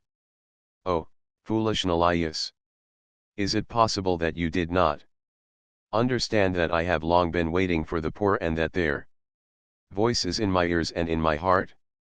When wheels are riding along a dust-covered road, on which rain had just fallen, they think as they turn and leave a trace, here we are making a road. But the road was there before, Nelias, the road was there before. Gaily. Call the poor over to me. Anathema. Consider, David, whom you are calling. Darkly. Do not deceive me, David. David. I have never deceived anyone, Nelias. Resolutely and majestically. You spoke and I was silent, and I listened. Now be silent and listen to me. I have given my soul not to man but to God, and his power is over me. And I command you, call my wife Sarah over here, and my children, Noam and Rosa, and all the people in my household, whoever they may be. Anathema. Obediently. I shall call them. David. And call the poor who are waiting for me in the yard. And when you go out on the street, see whether there are any poor people waiting for me, and if you see them, call them also. For my lips are burning with their thirst, their hunger torments my body with insatiable hunger, and I am hastening to announce to the people my last, unchangeable will. Go. Anathema. Obediently. Your will is upon me. Anathema goes to the door. Silence. David. The Spirit of God has come over me. Adonai. Adonai. Who was the terrible one that spoke through the voice of old Nelias, when he spoke about my little children who died? Only an arrow out of the bow of the Omniscient strikes the very heart with such good aim. My little birds. Verily, you have saved me upon the edge of the abyss, and you have torn my spirit away from the clutches of the devil. He who looks straight at the sun may grow blind, but with the lapse of time the light may come back to the revived eyes, but he who looks into darkness grows blind forever. My little birds. Suddenly he laughs softly and joyously, and he whispers, I myself shall bring them bread and milk, I shall hide myself behind the bed curtain that they should not see me. Children are so tender and easily frightened, and they are afraid of unfamiliar people, and I have such a terrible beard. Laughs. I shall hide myself behind the bed curtain and will watch how the children are eating. They need so little, they eat a little crust of bread and they have enough, they drink a cup of milk and they know no thirst any longer. Then they sing, but how strange. Does not the night pass away when the sun comes? Do not the waves, at the end of the storm, lie down calmly and quietly, like lambs resting in the pasture? Whence came the alarm, the slight confusion, and the fear? Shades of unknown woes are passing over my soul and soaring noiselessly over my thoughts. Ah, if I remained poor! If I remained unknown, under the shade of the fence where the refuse is cast away. You have lifted me to the peak of the mountain and you show my old, sorrowful face to the world. But such is your will. You will command and the lamb will become a lion, you will command and the furious lion will stretch out her powerful breasts to her little ones. You will command and David Leiser, who has grown white in shade, will fearlessly rise to the sun. Adonai. Adonai. Sarah, Naam, and Rosa enter, alarmed. Sarah. David, what is it you have called us for? And why was your Nalias so strict when he told us of your command? We have not sinned against you, and if we have sinned, investigate it, but do not look at us so sternly. Rosa. May I sit down? David. Be silent and wait. All those whom I have called are not here yet. Be seated, Rosa, if you are tired, but when the time comes, rise. You, too, may sit down, Naam. The servants enter irresolutely, a lackey resembling an English minister, a chambermaid, a cook, a gardener, a dishwasher, and others. They move about in confusion. Soon about 15 or 20 poor people enter, in groups.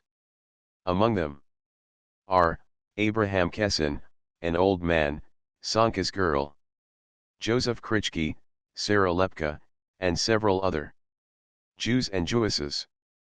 But there are also Greeks, and Little Russians and other paupers, whose nationality has been lost in rags and filth.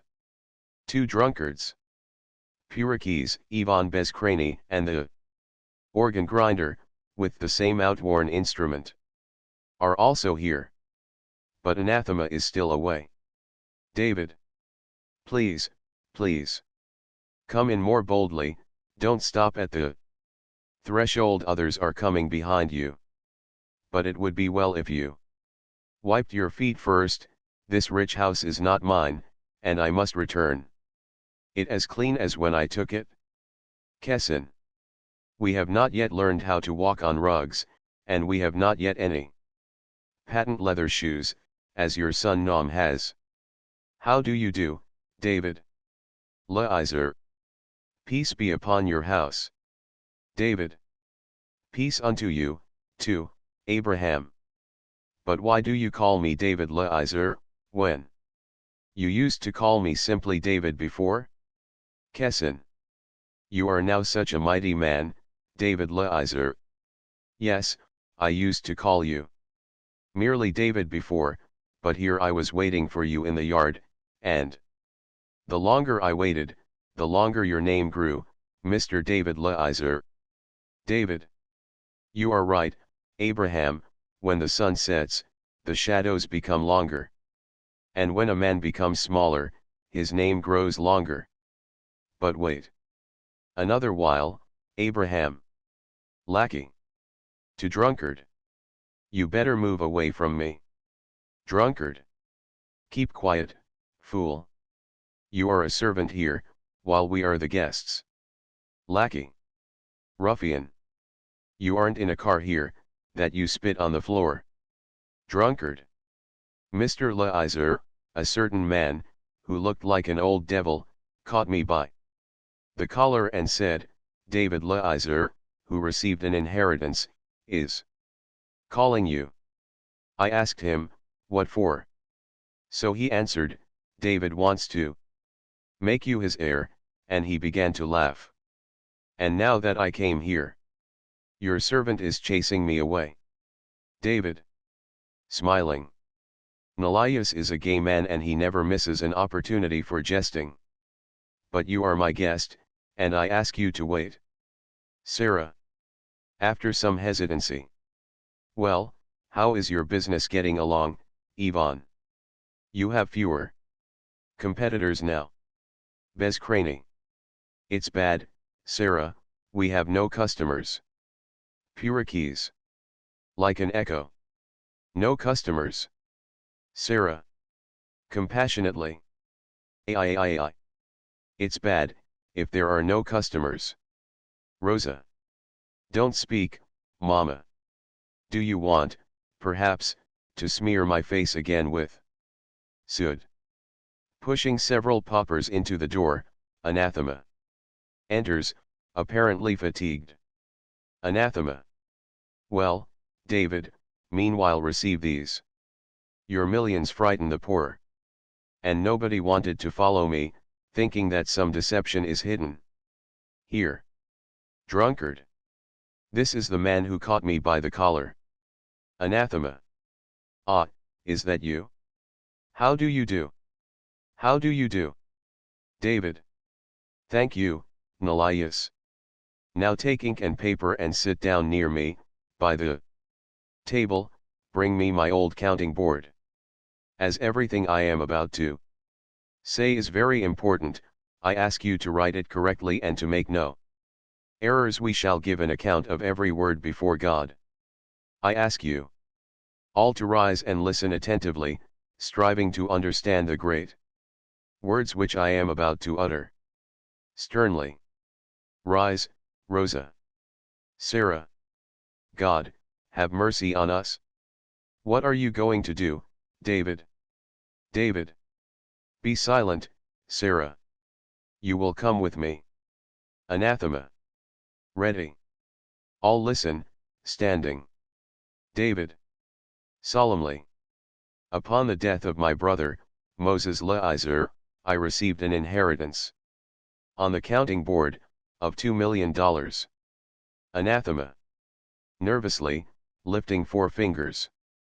Which means 4 million rubles. David. Sternly. Do not interrupt me, Nelias. Yes, it does mean 4 million rubles. And now, submitting to the voice of my conscience and the command of God, and also in memory of my children, Hannah, Benjamin, Raphael, and Moses, who died of hunger and disease in their childhood. He lowers his head and weeps bitterly. Sarah also cries bitterly. Sarah. Oh, my little Moishi. David, David, our little Moishi is dead. David.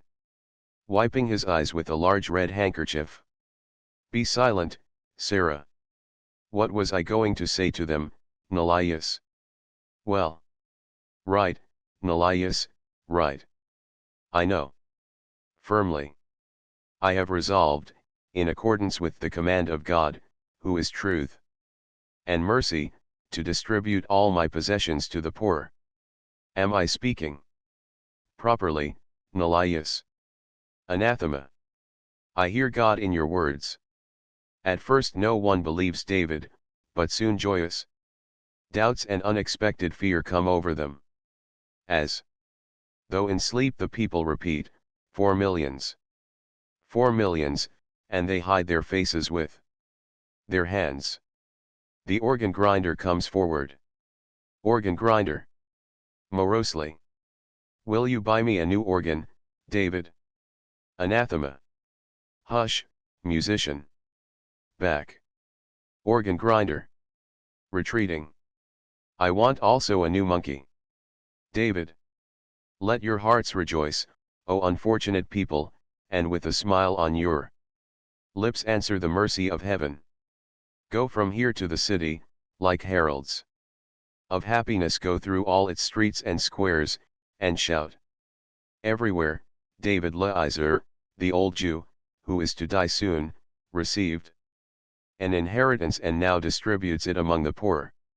And if you will see a man weeping, and a child whose face is bloodless and whose eyes are dim, and a woman whose breasts are shrunken like those of an old, go tell them also, go, David is calling you. Do I speak properly? Nelias. Anathema. Yes, yes. But have you called all those who should be called? David. And if you should see an intoxicated man slumbering amidst his vomitings, wake him and tell him, go, David is calling you. And if you should see a thief thrashed in the marketplace by those he had robbed, call him also, with words of kindness, yet firm enough to be regarded as a command, go, David is calling you.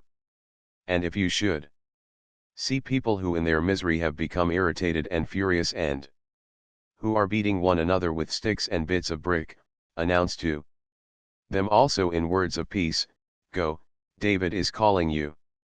And if you should see a bashful man, who while walking in the wide street lowers his eyes before the eyes of others, but who stares greedily when no one looks at him, tell him also in a low voice, without offending his pride, are you not looking for David? Go, he has long been waiting for you.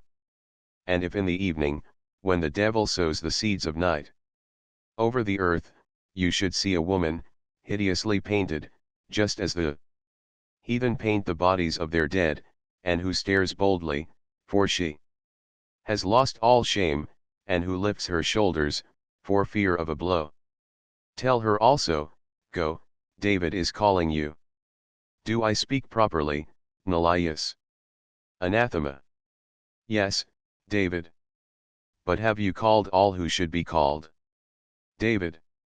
And whatever form of aversion or fear poverty may assume, and in whatever colors misery may paint itself, and by whatever words suffering may fence itself around, rouse with a loud call those who are fatigued, in words of life return life to those who are dying. Do not trust the silence and the darkness if they obstruct your way like a wall, shout more loudly into the silence and the darkness, for there dwells unspeakable horror. Anathema. That's right, David, that's right. I see how your spirit climbs to the peak of the mountain and how you knock loudly at the iron gates of eternity, open. I love you, David, I kiss your hand, David, like a dog. I am ready to crawl before you and to obey your commandments. Call. David, call. Rise, O earth. North and south, east and west, I command you, by the will of David, my master, answer the call of him who calls you, and stop at his feet like 4 oceans of tears. Call, David, call. David. Lifting his hands. North and south. Anathema. East and west. David. David is calling you all. Anathema. David is calling you all. Confusion, tears, laughter, for all believe him. Now. Anathema kisses David's hand, springing about delightedly. He drags the organ grinder by the Collar to the center. Anathema. Look, David, here's a musician. Laughs and shakes the organ grinder. So you don't want your old music, eh? You need a new monkey, eh? Perhaps you will ask for a powder that destroys the fleas. Ask, we shall give you everything. David. Be quiet, Nelias, be quiet. We must work. You are an expert at counting, Nelias, are you not? Anathema. Oh, Rabbi David. I am myself numbers, I am myself measures and weights. David. Be seated, then, write and count. But there is one more thing, my dear. Children, I am an old Jew, who can divide a piece of garlic into 10 portions. I know not only the need of man, but I saw also how a roach was starving. Yes, I saw also how small children died of hunger. Lowers his head and heaves a deep sigh. Therefore do not deceive me, and remember that there is a number and a measure for everything. And where 10 kopecks are needed, do not ask for 20, and where 1 measure of grain is needed, do not ask for 2, for what is superfluous for one is always essential to another. Like brothers having one mother whose breasts are full but are quickly exhausted, do not abuse one another, and do not offend the generous but careful mother. You may begin. Nelias, is everything ready? Anathema. You may begin. I am waiting, David. David. Stand in line, then, I beg you. I have not received the money yet, it is still in America, but I shall write down exactly how much each one of you is to get according to his need. Sarah. David, David, what are you doing with us? Look at Rosa, look at poor Nom. Nom is dumbfounded. He wants to say something, but is unable. He clutches the air with outstretched fingers. A little distance away from him, alone in her youth, strength, and beauty, amidst all these poor people, with emaciated faces and flat breasts, stands Rosa, who looks at her father defiantly. Rosa.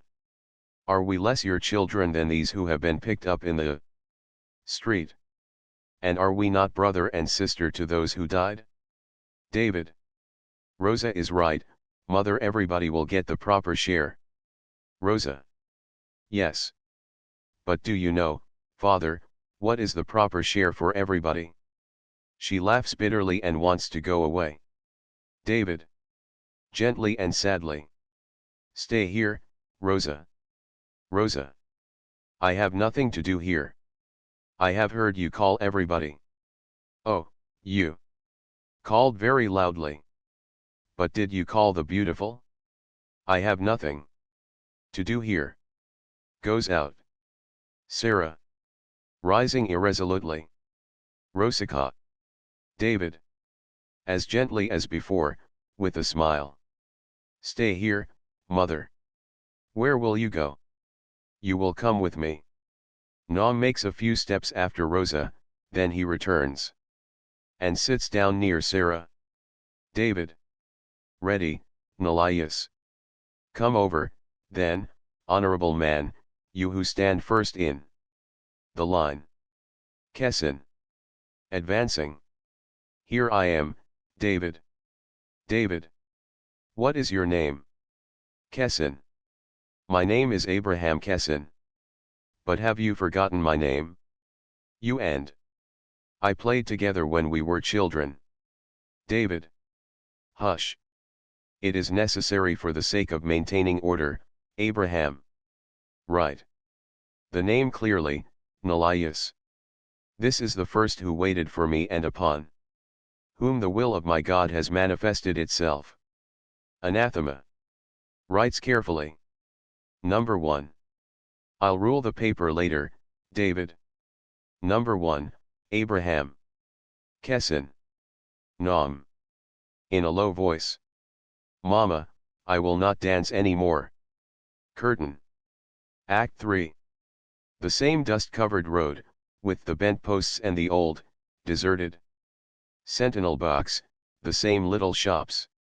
The sun is burning as mercilessly as when Anathema first appeared there. A large number of poor people are gathered there to welcome David Leonid, who had distributed his fortune among the poor. The air is rent by shouting, motion, and merry bustling. Purakis, Bezkrani, and Sanka, happy now, and proud of their shops, are doing a brisk business in soda water and candies. Sarah Leonid is sitting as before near her little shop, dressed neatly but poorly. A solemn welcome is arranged for David and Anathema, who had gone to the seashore. All the little shops, even the posts and the deserted sentinel box, are decorated with parti-colored rags and with branches of trees, on the right side of the road, upon the scorched grass. An orchestra is preparing to meet David. Several Jews with various instruments, among which there are a good violin, cymbals, a broken brass trumpet, and even a drum, slightly broken. The members of the orchestra are scolding one another, criticizing each other's instruments. There are a number of children in the crowd. Also, little babes in arms. Abraham Kessin and those who were in line when David started to distribute his money are there. A little distance away from the crowd stands the stern organ grinder, with his organ. Young Jew, blowing his crushed trumpet. But why does it play only on one side? Such a good trumpet. Violinist. Agitated. What do you want to do with me? How can you welcome David Leonid with such a trumpet? You might as well have brought along a cat and pulled her by the tail, and think that David would call you his son? Young Jew. Obstinately. It's a good trumpet. My father played it when he was in the army, and everybody was thankful to him. Violinist. Your father played it, but who sat upon it? Why is it so crushed? How can you welcome David Leonid with such a crushed trumpet? Young Jew. With tears. It's a very good trumpet. Violinist. To a clean-shaven old man. Is that your drum? Tell me, do you seriously believe that this is a drum? Have you ever seen another drum with a hole big enough for a dog to crawl through? Kessin. Don't get excited, Leibka. You are a very talented man, and your music will be fine, and David Leonid will be greatly moved by it. Violinist. But I can't bear it. You are a very honorable man, Abraham Kessin. You have lived long in the world, but have you ever seen such a big hole in a drum? Kessin. No, Leibka, I haven't seen such a big hole, but that is not at all important. David Leonid was a multimillionaire. He had 20 million rubles, but he is unspoiled and humble, and your love will afford him joy. Does the soul need a drum to be able to express its love? I see here people who have neither drums nor trumpets, and who weep for happiness. Their tears are noiseless like the dew. Rise higher, Leibka, rise a little higher to the sky, and you will not hear any drums there, but therefore you will hear the tears falling. Old man. You mustn't quarrel and darken the days of bright happiness that would be disagreeable to David. A wanderer is listening to their conversation. His face is stern and swarthy. His hair and his clothes are covered with dust. He is guarded in his movements, but his eyes, lustreless, stare ahead fixedly, like open windows at night. Wanderer. He has brought peace and happiness on earth, and the whole world knows of him already. I have come from distant places, where the people are different from you, and where the customs are different from yours, and only in their suffering and their misery they are your brethren. And there they know already about David Leiser, who distributes bread and happiness, and they bless his name. Kessin. Do you hear, Sarah? Wiping his eyes. It is of your husband they are speaking, of David Leiser. Sarah. I hear, Abraham, I hear everything. But I hear no longer the voice of Nam who died, I hear no longer the voice of Rosa. Old man, you have wandered much over the world, and you know even the people that do not resemble us. Have you not met on the road a beautiful girl, the most beautiful of all girls on earth? Bezkrani. She had a daughter, Rosa, a beautiful girl. She ran away from home because she would not give up her share to the poor. Did she take much money along with her, Sarah? Sarah. Can there be such a thing as too much money for Rosa? You may as well say that there are too many diamonds in the Tsar's crown and too many rays in the sun. Wanderer. No, I have not seen your daughter. I am traveling along the highways. And there you can see neither the rich nor the beautiful. Sarah.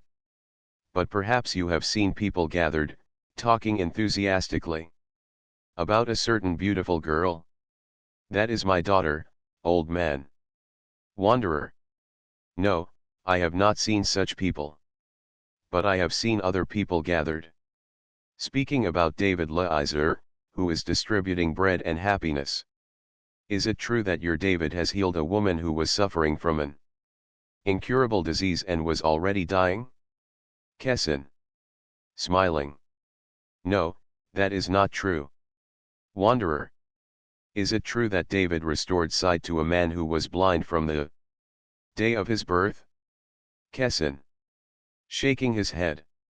No, that is not true. Someone has been deceiving the people who do not resemble us.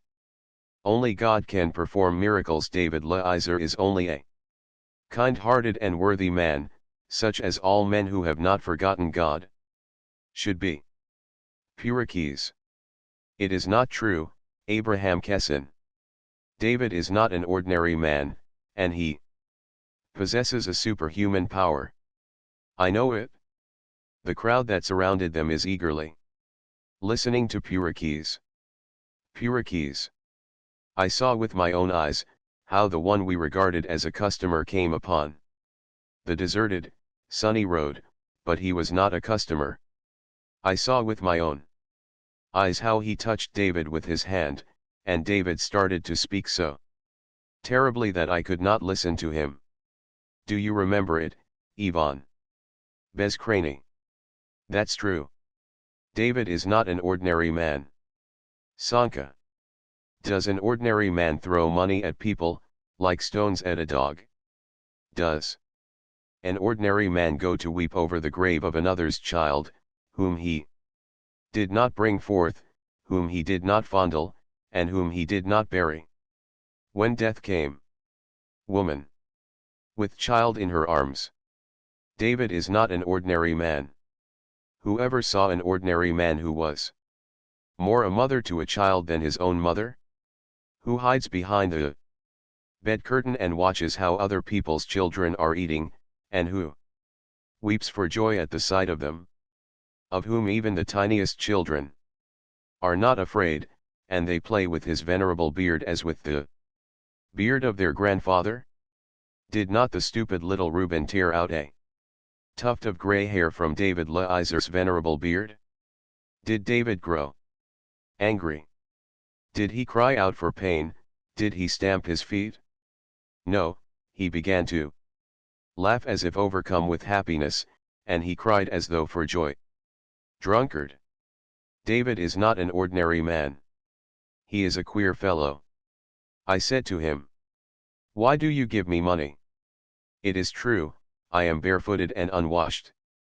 But do not think that I will buy boots and soap for the money you give me. I'll spend it on drink in the nearest dram shop." That's what I had to tell him, for although I am a drunkard, I am an honest man. And the queer David answered me jestingly, like a good-natured lunatic. Semyon, if it pleases you to drink, please drink. I have not come to teach the people but to bring them joy. Old Jew. There are many teachers, but there is none to bring them joy. May God bless David who brings joy to mankind. Bezkrani. To the drunkard. So you didn't buy any boots, did you? Drunkard. No, I am an honest man. Violinist. In despair. Well, tell me all, you who have any conscience, is this the kind of music that should greet him who brings joy to mankind? I am ashamed that I have gotten together such a poor orchestra, and I would rather die than disgrace myself before David. Sarah. To the organ grinder. Will you also play? You have such a fine organ now that even angels might dance to your music. Organ grinder. I will. Sarah. But why have you no monkey? Organ grinder. I couldn't find a good monkey. All the monkeys I have seen are either old, or mean, or altogether untalented, and are even unable to catch fleas. The fleas have already destroyed one of my monkeys, and I don't want another monkey destroyed that way. A monkey needs talent, just like a man. It isn't enough to have a tail, even to be a monkey. The wanderer is questioning Kessin in a low voice. Wanderer. Tell me the truth, Jew. I was sent here by my people, and I walked many miles on my old legs, under the mercilessly scorching sun, for the purpose of learning the truth. Who is this David who brings joy to mankind? Let it be as you say, that he does not heal the sick. Kessin. It is a sin and an offense against God to think that a human being can heal. Wanderer. Be it so.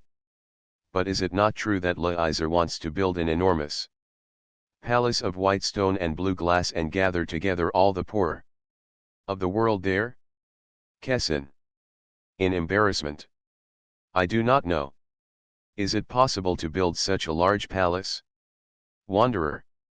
With conviction. It is possible.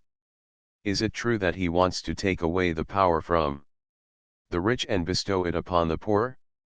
In a whisper. And to take the power from those who rule, the might from those who are in command, and distribute it among all the people on earth, giving an equal share to each of them. Kessin. I do not know. Timidly. You frighten me, old man. Wanderer. Looking around cautiously. And is it true that he has already sent heralds to the black people, that they, too, shall prepare themselves to accept the new kingdom, for he wants to bestow the power equally upon the black as upon the white, giving to each one according to his desire. In a mysterious whisper. In accordance with justice. On the road appears David Leonid, walking slowly. In his right hand, a staff, Anathema is holding his left arm reverently. There is agitation and confusion among the waiting crowd. The musicians rush for their instruments, the women pick up their children quickly. They shout, "He's coming! He's coming!" They call, Moishi, Petaya, Sarah. Wanderer. And is it true? Kessin. Ask him. Here he is coming. Noticing the crowd, Anathema stops David, who is absorbed in thought, and he points triumphantly to the people. Thus they stand for some time. David with his grey head thrown back, and Anathema clinging close to him. Anathema whispers something in David's ear and keeps on pointing with his left hand. Libka, bustling about desperately, gets his orchestra together and they begin to play a lively wild tune which is as discordant as the fluttering parti-colored rags. Shouting, laughter, The children are rushing forward, someone is crying, many people are outstretching their hands prayerfully to David. Then David moves forward. Amidst this chaos of lively sounds, the crowd makes room for him to pass, many throw branches and twigs on the ground and spread their clothes before him. Women tear of their headdress and throw it at his feet on the dusty road. Thus he walks over to Sarah, who rises and welcomes him together with the other women. The music stops. But David is silent. Confusion. Kessin. Why are you silent, David?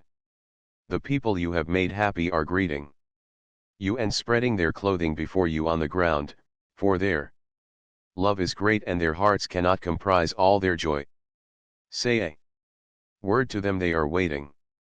David remains standing, with lowered eyes, with both hands he is leaning on his staff, his face is stern and serious.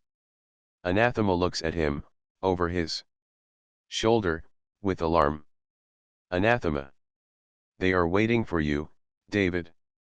Say unto them a word of joy and calm their love. David is silent. Woman. Why are you silent, David? You frighten us. Are you not the David who brings joy to mankind? Anathema. Impatiently. Speak, David. Their agitated ears are waiting for a word of joy, and by your silence, which is like the dumbness of the rock, you crush their soul to the earth. Speak. David. Lifting his eyes and surveying the crowd sternly. Wherefore these honors and the noise of voices, and the music which plays so loudly?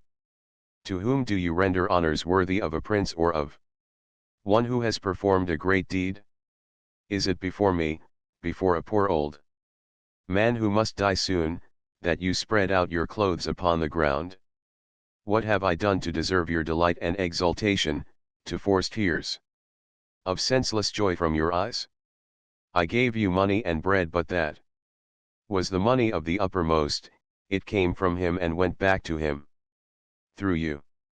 The only thing I have done was not to hide the money like a thief. I did not become a plunderer, like those who have forgotten God. Do I speak properly, Nelias? Anathema. No, David, no. Your speech is not worthy of a wise man, and it does not come forth from the lips of a humble man. Old man. Bread without love is like grass without salt. The stomach may be filled, but it leaves a bad taste in the mouth, and a bitter recollection. David. Have I forgotten anything, Nelias? Remind me, my friend. I am old and my eyesight is poor, but do I not see musicians there, Nelias? Tell me. Do I not see flags as red as the tongues of crows over my head? Tell me, Nelias. Anathema. You have forgotten the people, David. You do not see the children. David Leiser. David. The children? The women, weeping, hold out their children to David. Voices. Bless my son, David. Touch my little girl with your hand. David. Bless. Touch her with your hand. David. Raising his hands heavenward. Oh, Hannah, oh, Benjamin, oh, Raphael, and my little Moishi. Looks down, outstretching his arms to the children. David. Oh, my little birds who died on the naked branches of the winter. Oh, children, my children, little children, tiny children. Well, Nelias, am I not weeping? Am I not weeping, Nelias? Well. Let everybody weep. Let the musicians play, Nelias, I understand everything now. Oh, children, little children, I gave you all, I gave you my old heart, I gave you my sorrow and my joy, did I not give them all my soul, Nelias? crying and laughing through tears. You have again wrenched my soul from the jaws of sin, Nelias. On the day of rejoicing I appeared mournful before the people, on the day of the people's exultation I did not raise my eyes to heaven, but lowered them to the ground. Bad old man that I am. Whom did I want to deceive? With my insincerity? Do I not live by day and night in raptures of joy, and do I not draw love and happiness with full hands? Why have I feigned sadness? I do not know your name, woman, give me your child. The one that is laughing when everybody is crying, because he alone is sensible, smiling through tears. Or are you perhaps afraid that I will steal it like a gypsy? The woman kneels and holds out her child. Woman, take it, David. Everything belongs to you, we and our children. Second woman, take mine, too, David. Third woman, mine, mine. David takes the child and presses it to his breast, covering it with his gray beard. Hush. It's my beard. Oh, what a terrible beard. But never fear, my little one, press to me more closely and laugh. You are the wisest of all. Sarah, my wife, come over here. Sarah, weeping. I am here. David, let us step aside for a while. Woman, I will return the child to you. I will only hold it for a while. Come, Sarah, let us step aside. Before you I am not ashamed to cry, be they tears of sorrow or tears of joy. They step aside and cry softly. Only their stooping backs are seen, and David's red handkerchief with which he wipes his eyes, and the tear-stained face of the child. Voices. Hush. Hush. They are crying. Don't disturb their crying. Hush. Hush. Anathema, on tiptoe, whispers, hush, hush. Then he goes over to the musicians and speaks to them in a low voice, conducting with his hand. Little by little the noise grows louder. Bezkrani, Purakis, and Sanka are waiting, holding filled glasses in their hands. David returns and wipes his eyes with his kerchief. Here is your child, woman. We don't like him at all, do we, Sarah? Sarah, weeping. We have no children any longer, David. David, smiling. No, no, Sarah. But are not all the children in the world our children? He has no children who has 3, 6, or even 12, but not he who knows not their number. Sanka. Drink a glass of soda water, Honorable David Leiser, it is your water. Purakis. Drink a glass of mine, David, this will bring me customers. Bezkrani. Drink a glass of nobleman's cider, David. Now it is real nobleman's cider. I can say it frankly, with your money everything is becoming real. Sarah. Through tears. I have always told you that your cider was bad, Ivan. And now, when it is real cider, you do not offer it to me. Bezkrani. Oh, Sarah. David. She is jesting, Ivan. Thank you, but I cannot drink so much. I will taste everybody's. It's very, very good water, Sanka. You have discovered the secret and you will soon grow rich. Sanka. I put a little more soda into the water, David. Wanderer. To Anathema, in a law voice. Is it true you are a close friend of David Leiser's, and you can tell it to me? Is it true that he wants to build? Anathema. Why so loud? Let us step aside. They speak in a whisper. Anathema shakes his head negatively. He is truthful. He smiles and pats the Old man on the shoulder. The old man evidently does not believe him. Then Anathema gradually leads the musicians away, also the organ grinder and the people beyond the stone pillars. Only the sound of their voices, their exclamations, their laughter are heard. A few remain and speak with David. Reverently. Kessin. Is it true, David, that you and Sarah are going to Jerusalem, to the holy city, of which we can only dream? David. Yes, it is true, Abraham. Although I am stronger now and I feel no longer any pain in my chest. Kessin. But that is a miracle, David. David. Joy restores health, Abraham, and the serving of God strengthens a man. But after all, Sarah and I cannot live much longer, and we should like to rest our eyes upon the wonderful beauty of God's land. But why do you address me as a stranger, old friend? Have you not yet forgiven me? Kessin. Frightened. Oh, do not say that, David. If you were to tell me, call me thou or kill yourself, I would rather kill myself, but would not say thou to you.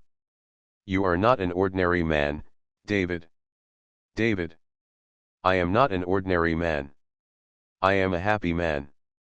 But where is the gay man? Nelias. I don't see him. I suppose he is preparing some prank or another. I know him. There is a man who does not darken the face of the earth with gloom, Abraham, who is never averse to laughter, which is to life like dew upon grass, and which sparkles in many colors in the rays of the sun. Of course he is playing his pranks, do you hear? Music is playing beyond the pillars, the organ, together with the orchestra, is playing the same tune it had played before. The sounds are discordant, somewhat wild, but strangely gay. Together with the music the crowd appears in a solemn procession. At the head of the procession, side by side with the organ grinder, walks Anathema, as if dancing. He carries the organ on a strap and turns the handle with one hand, keeping time with the other hand, whistling shrilly, and casting glances on all sides and skyward.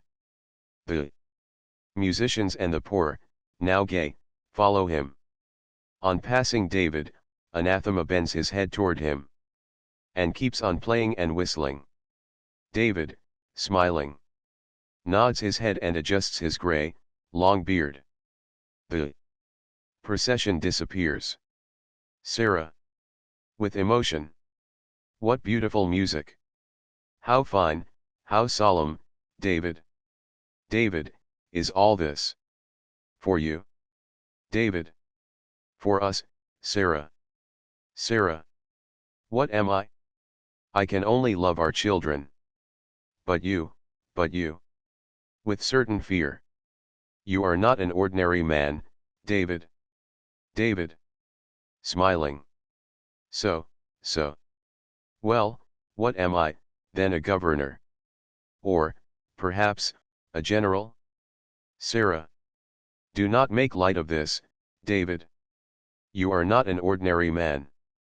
The wanderer, who stood nearby all the time and saw the solemn procession, now listens to Sarah's words and nods his head. Anathema, gay, somewhat out of breath, appears. Anathema. How was it, David? I think it was not bad. They marched very well, better than I expected. Only that stupid trumpet. Dancing, he passes David again, whistling. Then he bursts into laughter. David. Good-naturedly. Yes, Nelias. The music was very good. I never before heard such fine music. I thank you, Nelias. You have afforded great pleasure to the people by your gaiety. Anathema. To the wanderer. Did you like it, old man? Wanderer. I liked it fairly well. But what will happen when all the nations on earth will bend at the feet of David Leiser? Anathema. Astonished. What is he saying, Nelias?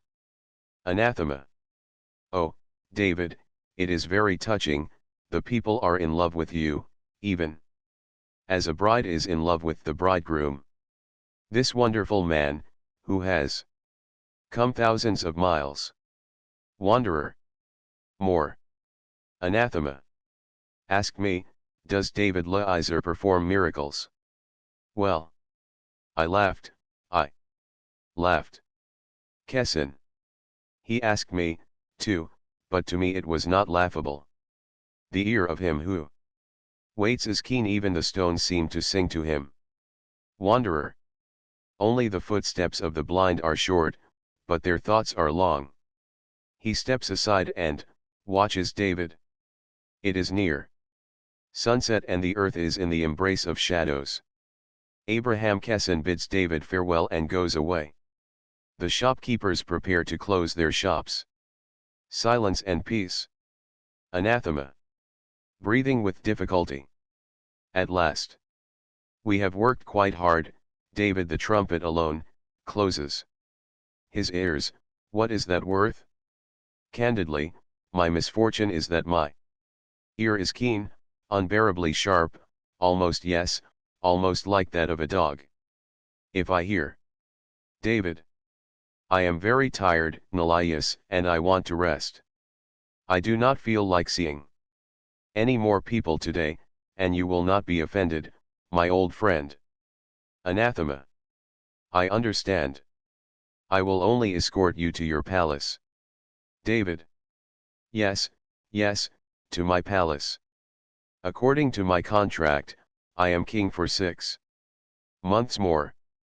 Come, Sarah, with you alone I want to pass the remainder of this great day in peace and joy.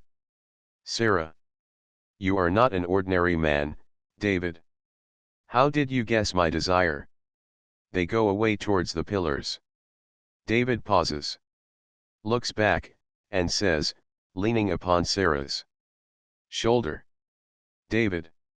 Look, Sarah, this is the place where our life has passed. How sad and poor it is, Sarah, and it breathes of the homelessness of the desert. But was not it here, Sarah, that I learned the great truth concerning the fate of man? I was poor, alone, and near death, a foolish old man, seeking an answer from the waves. But now people have come. Am I alone? Now, am I poor and near death? Listen to me, Nelias, there is no death for man. What death is there? What is death? Who was the mournful one that invented this strange word death? Perhaps it does exist, I do not know, but I, Nelias, I am immortal. As though struck, he leans down, but lifts his arms upward. Oh, how terrible it is, I am immortal. Where is the end of the sky? I have lost it. I am immortal. Oh, the breast of man aches from immortality, and his joy bums him like a fire. Where is the end of man? I am immortal. Adonai. Adonai. Blessed be the mysterious name of him who has given immortality to man, forever and I. Anathema. Hastily. The name. The name. Do you know the name? You have deceived me. David. Not listening to him. I give the spirit of man over to the boundless space of time. May it 5 immortally, in the immortality of fire. May it live immortally in the immortality of light, which is life. And may darkness stop before the dwelling of immortal light. I am happy, I am immortal, oh my God. Anathema. Ecstatically. It is a lie. Oh, how long yet will I listen to this foolish man? North and south, east and west, I am calling you. Quicker, come here, to the 8 of the devil. Rush over here in 4 oceans of tears and bury man. In your abyss. Come here. This way. No one heeds Anathema's sobs, neither David.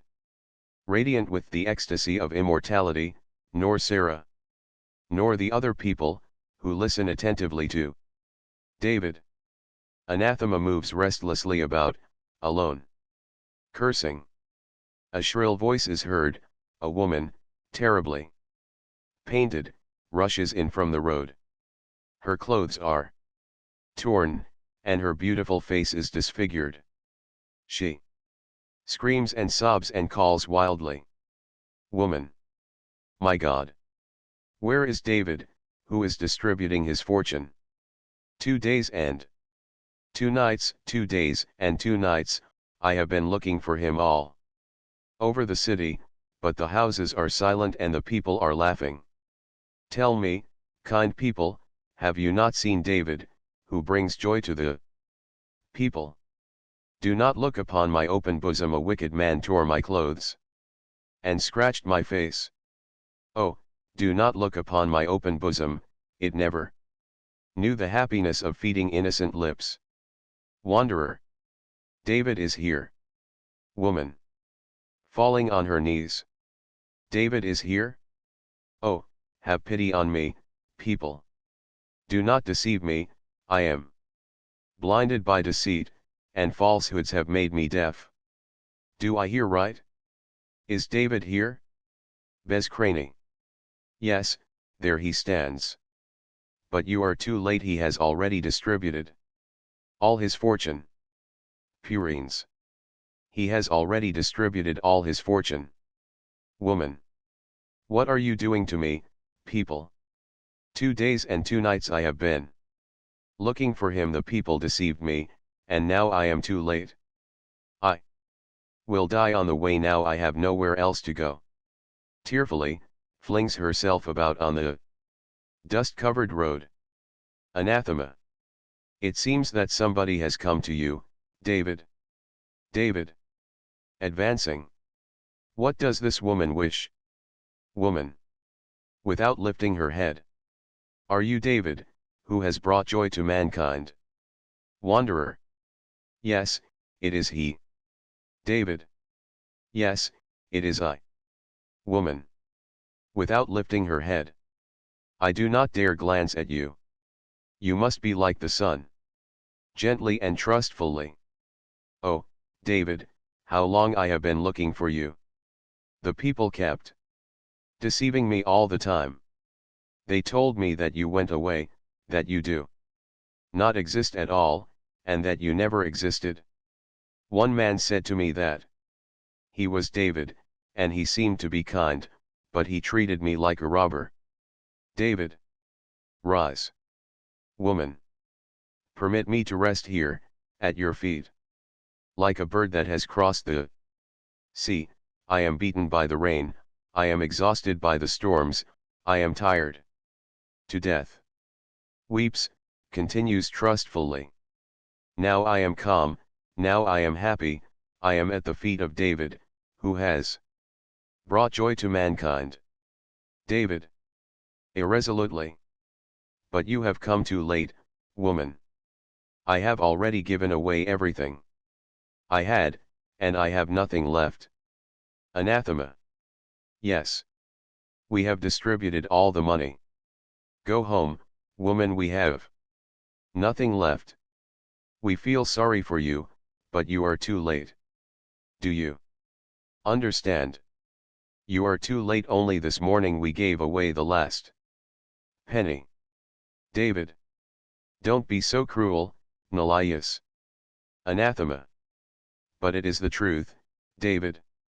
Woman. Doubtingly. That is impossible. Lifting her eyes. Are you David? How kind-hearted you are.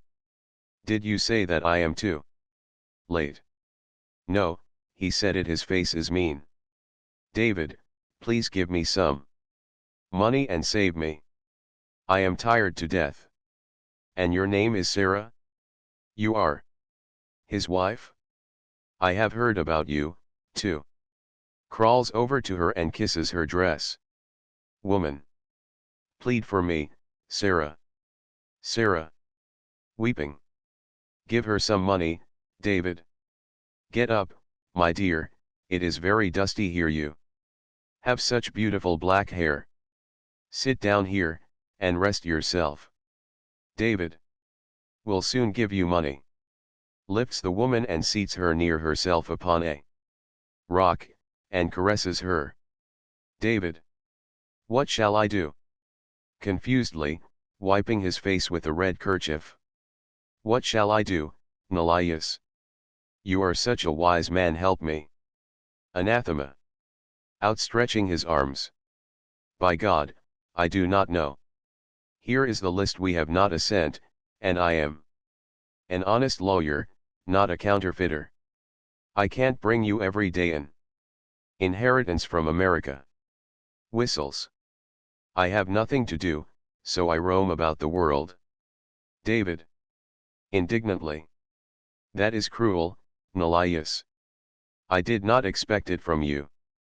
But what shall I do? What shall I do? Anathema shrugs his shoulders. Sarah. Sit here, my dear, I will come back soon. David, let us step aside, I must tell you something. They step aside and whisper. Anathema. Did they beat you hard, woman?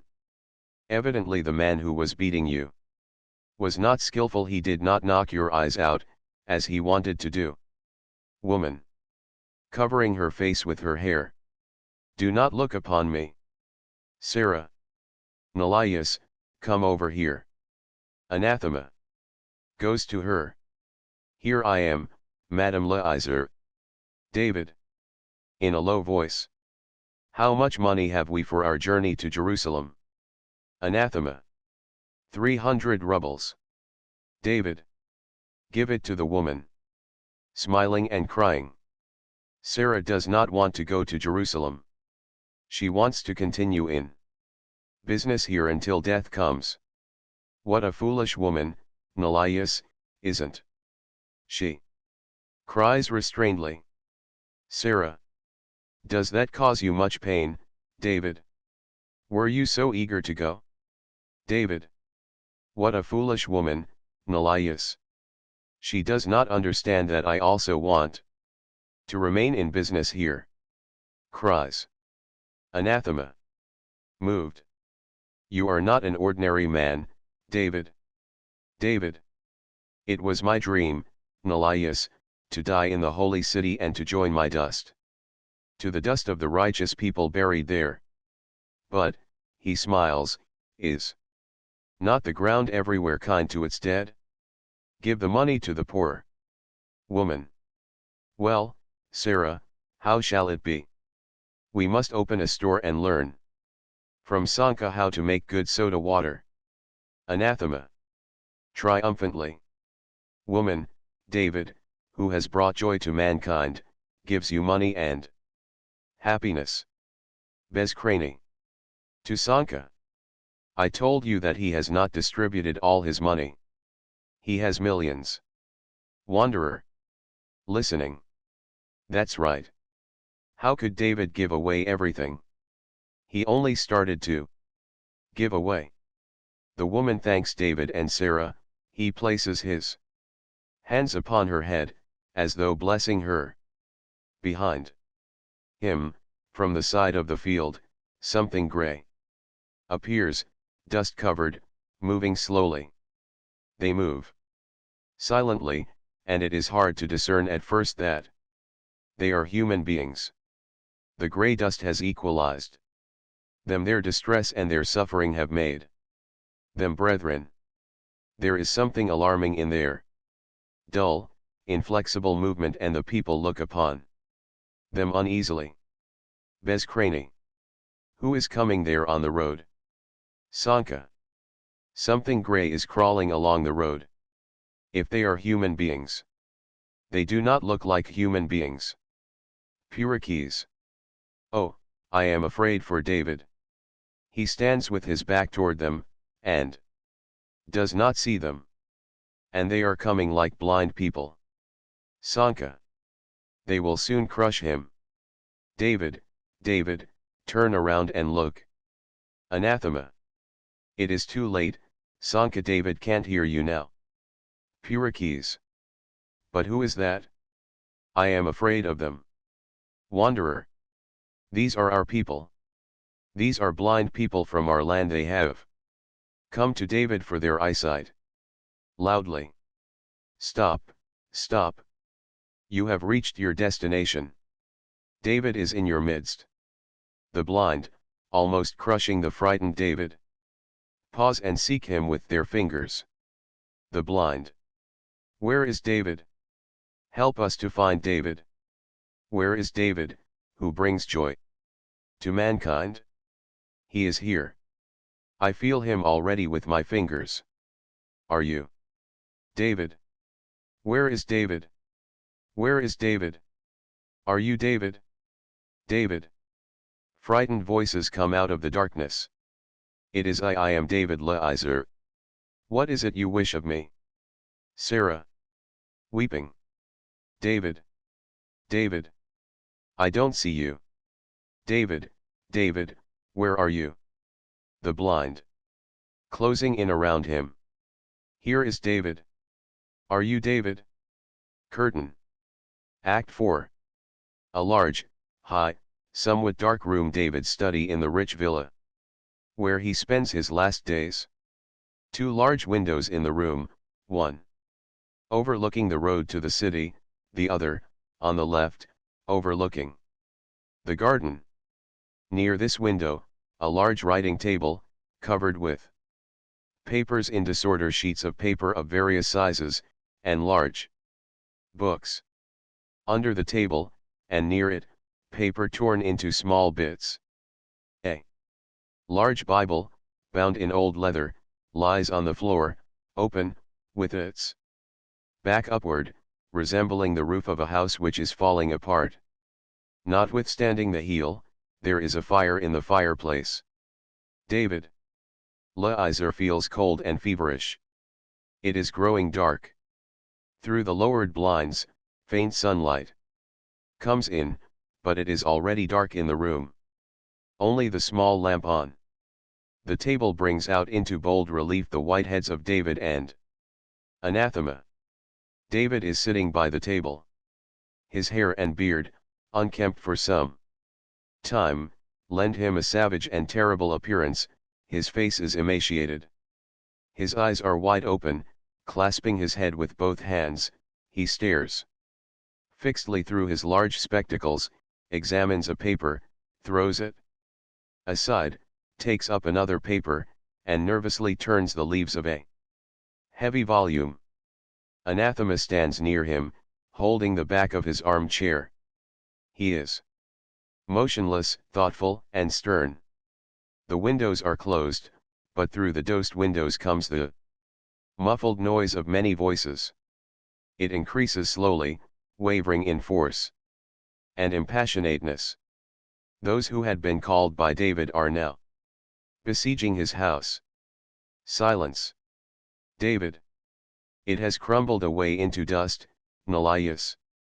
The mountain that reached the sky has split into rocks, the rocks have turned into dust, and the wind has carried the dust away. Where is the mountain, Nelias? Where are the millions which you brought me? Here I have been looking for an hour through my papers for 1 kopeck, only 1 kopeck, that I may give it to him who asks for it, but I cannot find it. What is lying around there? Anathema. The Bible. David. No, no, I mean there, among the papers. Let me have it. I think it is an account I haven't examined yet. That would be good luck, Nelias. Stares intently. No, it is all crossed out here. Look, Nelias, look. 100, then 50, then 20, and then 1 kopeck. But I cannot take this kopeck away from him, can I? Anathema. 6, 8, 20 correct. David. No, no, Nalias 100, 50 21 kopeck. It has all melted away, it slipped through my fingers like water. And the fingers are dry already and I feel cold, Nalias. Anathema. It is warm here. David. I say it is cold here, Nalias. Throw some logs of wood into the fireplace. No, wait. How much does a log cost? Oh, it costs a great deal, put it away, Nalias. This accursed fire is devouring wood. So quickly, as though it did not know that every log of wood is a life. Wait, Nalias. You have a splendid memory, you never forget anything, like a book. Don't you remember how much I designated for Abraham Kessin? Anathema. At first, 500. David. Yes, yes, Nalias, of course he is an old friend of mine, we used to play together. And for a friend 500 is not much at all. Of course, he is an old friend of mine, and I must have pitied him and left to him more than to the others in the end, for our friendship is such a tender feeling, Nalias. But it is bad if a man wrongs strangers and distant people on account of a friend, for they have no friends or protection. And we will cut down Abraham Kessin's allowance, we will cut it down just a little bit. With fear. Tell me, how much have I now allowed for Abraham? Anathema. 1 kopeck. David. Impossible. Tell me that you have made an error. Have pity on me, and tell me that you have made an error, Nalias. It cannot be Abraham. Is my friend, we used to play together. Do you understand what it means when children play together, and then they grow up and they have gray beards, and they smile together at the past? You have also a gray beard, Nalias. Anathema. Yes, my beard is gray. You allowed 1 kopeck for Kessin. David. Takes Anathema by the arm, in a whisper. But she said that her child would die, Nalias, that he is dying already. Understand me, my old friend, I must have money. You are such a fine man, you are, pats his arm, such a kind man, you remember everything, like a book. Search a little more. Anathema. Bethink yourself, David, your reason is betraying you. It is already 2 days that you have been sitting here at this table, looking for that which is no more. Go out to the people who are waiting for you. Tell them that you have nothing left, and dismiss them. Angrily. David. But did I not go out 10 times already to the people, and did I not tell them that I have nothing left? Did a single one of them go away? They stand and wait there, and they are firm in their misery, like a rock, obstinate like the child at the mother's breast. Does a child ask whether there is milk in the mother's breast? When I speak, they are silent and they listen to me like reasonable people, but when I become silent, the spirit of despair and want seizes upon them and wails in 1,000 voices. Did I not give everything away to them, Nalias? Did I not cry out all my tears? Did I not give them away all the blood of my heart? What are they waiting for, Nalias? What do they want of the poor Jew, who has already exhausted his life? Anathema. They are waiting for a miracle, David. David. Rising, with fear. Be silent, Nalias, be silent, you are tempting God. Who am I that I should perform miracles? Bethink yourself, Nalias. Can I make 2 kopecks of 1? Can I come over to the mountains and say, mountains of the earth, turn into mountains of bread and satisfy the hunger of the hungry? Can I come over to the ocean and say, sea of water as salty as tears, turn into a sea of milk and honey and quench the thirst of the thirsty? Think of it, Nelias. Anathema. Did you see the blind? David. Only once did I dare lift my eyes, but I saw strange, grey people, into whose eyes someone had spat something white, and they feel the air as if it were a danger, and they fear the earth as though it were a horror. What do they want, Nelias? Anathema. Did you see the sick and the maimed, with organs of the body missing? Did you see them crawl on the ground? Out of the pores of the earth they come like a perspiration of blood, the earth is of them. David. Be silent, Nelias. Anathema. Did you see people who are devoured by their conscience, their faces dark, as though scorched by fire, and their eyes are surrounded with white rings, and they run about in a circle like mad horses? Did you see people who look straight ahead, and in their hands they hold long staffs for measuring the road? These are the people searching after truth. David. I dared not look any further. Anathema. Did you hear the voice of the earth, David? Enter Sarah, she advances to David timidly. David. Is that you, Sarah? Shut the door tightly, do not leave a crevice behind you. What is it you wish, Sarah? Sarah. With fear and faith. Are you not entirely prepared yet, David? Make haste and go out to the people, they are tired of waiting and many of them fear death. Dismiss these, for others are coming, David, and soon there will be no place for a man to stand.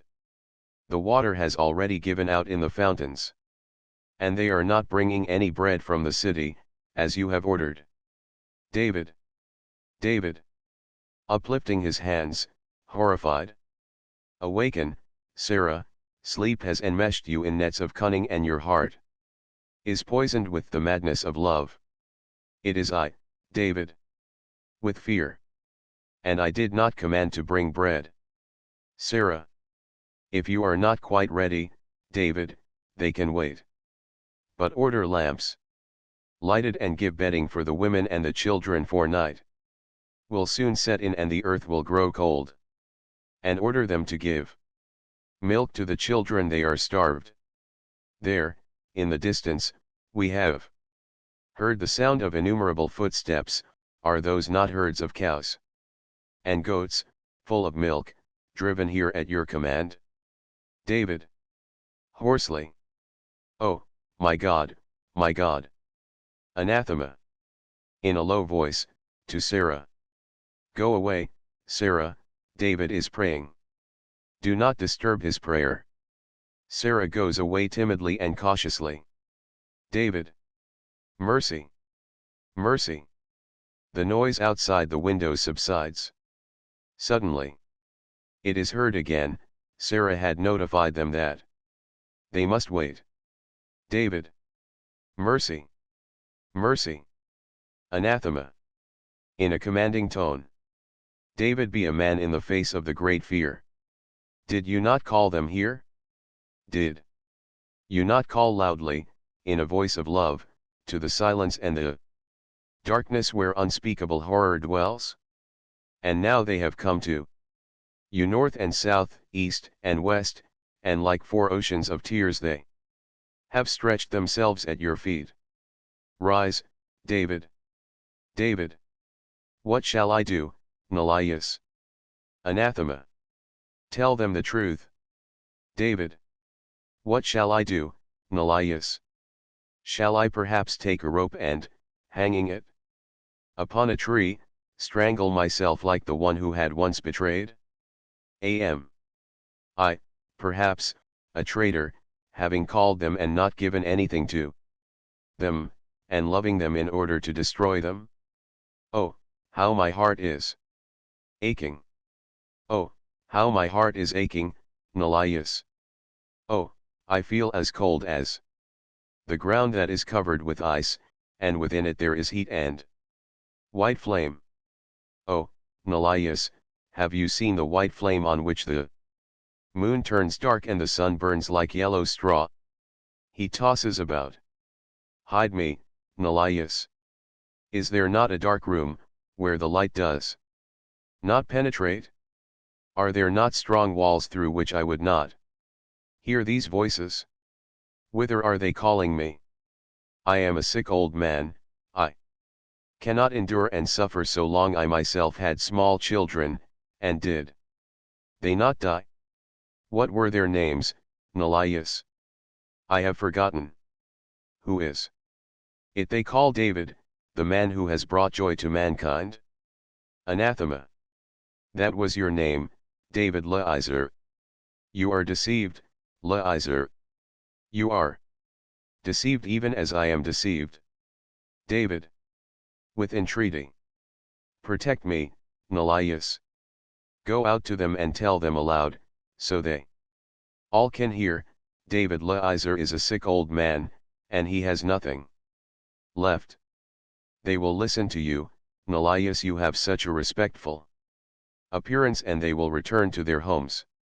Anathema. Yes, yes, David. You see the truth already, and you will soon proclaim it to the people. Ha, ha. Who said that David Leiser could perform miracles? David. Folding his arms. Yes, yes, Nelias. Anathema. Who dares demand miracles of Leiser? Is he not a sick old man mortal, like all the rest? David. Yes, yes, Nelias, a man. Anathema. Did not love deceive Leiser? It said to him, I shall do everything, and it raised only dust on the road like the blind wind from behind a corner, which bursts in noisily and lies down quietly, which blinds the eyes and stirs up the dust. Let us go, then, to him who gave love to David, and ask him, wherefore did you deceive our brother David? David. Yes, yes, Nelias. Of what good is love to man if it is powerless? Of what good is life if there is no immortality? Anathema. Rapidly. Go out and tell this to them. They will listen to you. They will lift their voice to heaven, and we shall hear the answer of heaven. David. Tell them the truth, and you will stir up the earth. David. I am going, Nelias. And I will tell them the truth. I have never lied. Open the doors, Nelias. Anathema quickly throws the door open and respectfully allows David to pass to the balcony. David walks slowly, with an air of importance. Then Anathema closes the door behind David. The noise suddenly subsides, a death-like silence sets in, and David's quivering voice is heard faintly. Anathema dances about the room in a fit of ecstasy. Anathema. Ah! You would not listen to me, now listen to them. Ah! You forced me to crawl on my belly like a dog. You would not permit me to glimpse even through a crevice. You laughed at me in your silence. You tortured me by your motionlessness. Listen, then, and answer, if you can. It is not the devil who speaks to you, it is not the son of dawn who raises his voice, it is man, it is your favorite son, your care, your love, your tenderness, and your proud hope, that is wriggling under your foot like a worm. Well, you are silent? Lie to him by your thunder, deceive him with your lightning. How dares he look into the heavens? Let him, like Anathema, wailing. The poor, offended Anathema, who is crawling on his belly like a dog. Furiously. Let man crawl back again to his dark hole, let him decay in silence. Bury himself in gloom, where unspeakable horror dwells. A myriad voiced sound is heard from outside the windows. Anathema. Do you hear? Sarcastically. It is not I. It is they. 6, 8, 20 correct. It is always correct with the devil. The door opens and David, horror-stricken, runs in. A shout is heard behind him. David closes the door and holds it with his shoulder. David. Help, Nelias. They will soon break in. The door is not strong, they will break it. Anathema. What do they say? David. They do not believe me, Nelias. They ask for a miracle. But do the dead also shout, I saw the dead they have brought here. Anathema. Furiously. Then lie to them, Jew. David goes away from the door and says, mysteriously, with confusion and fear, David. Do you know, Nelias, something is going on within me. I have nothing but here. I went out to them, I saw them, and suddenly I felt that it is not true. I do have something. And I spoke, but I did not believe it myself. I spoke, and yet I felt that I stood with them and shouted against myself, and demanded angrily.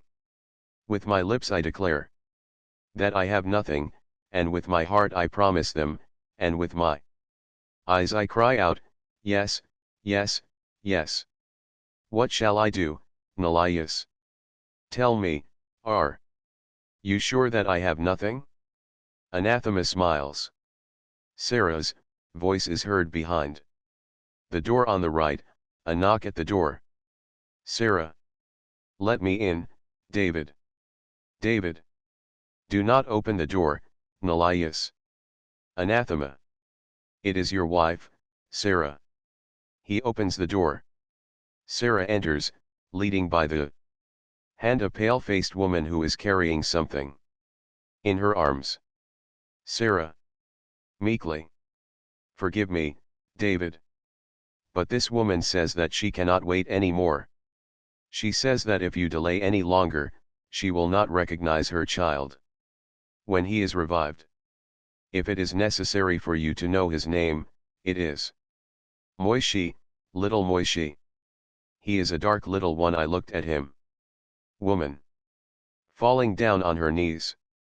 Forgive me, David, for breaking the line and not waiting for my turn. But there are those who died but a little while ago, while I am carrying him already 3 days and 3 nights on my breast. Perhaps it is necessary for you to take a look at him. Then I will uncover him. I am not deceiving you, David. Sarah. I have looked at him already, David. She let me hold him a while. She is very tired, David. David retreats slowly, the palms of his hands outstretched forward.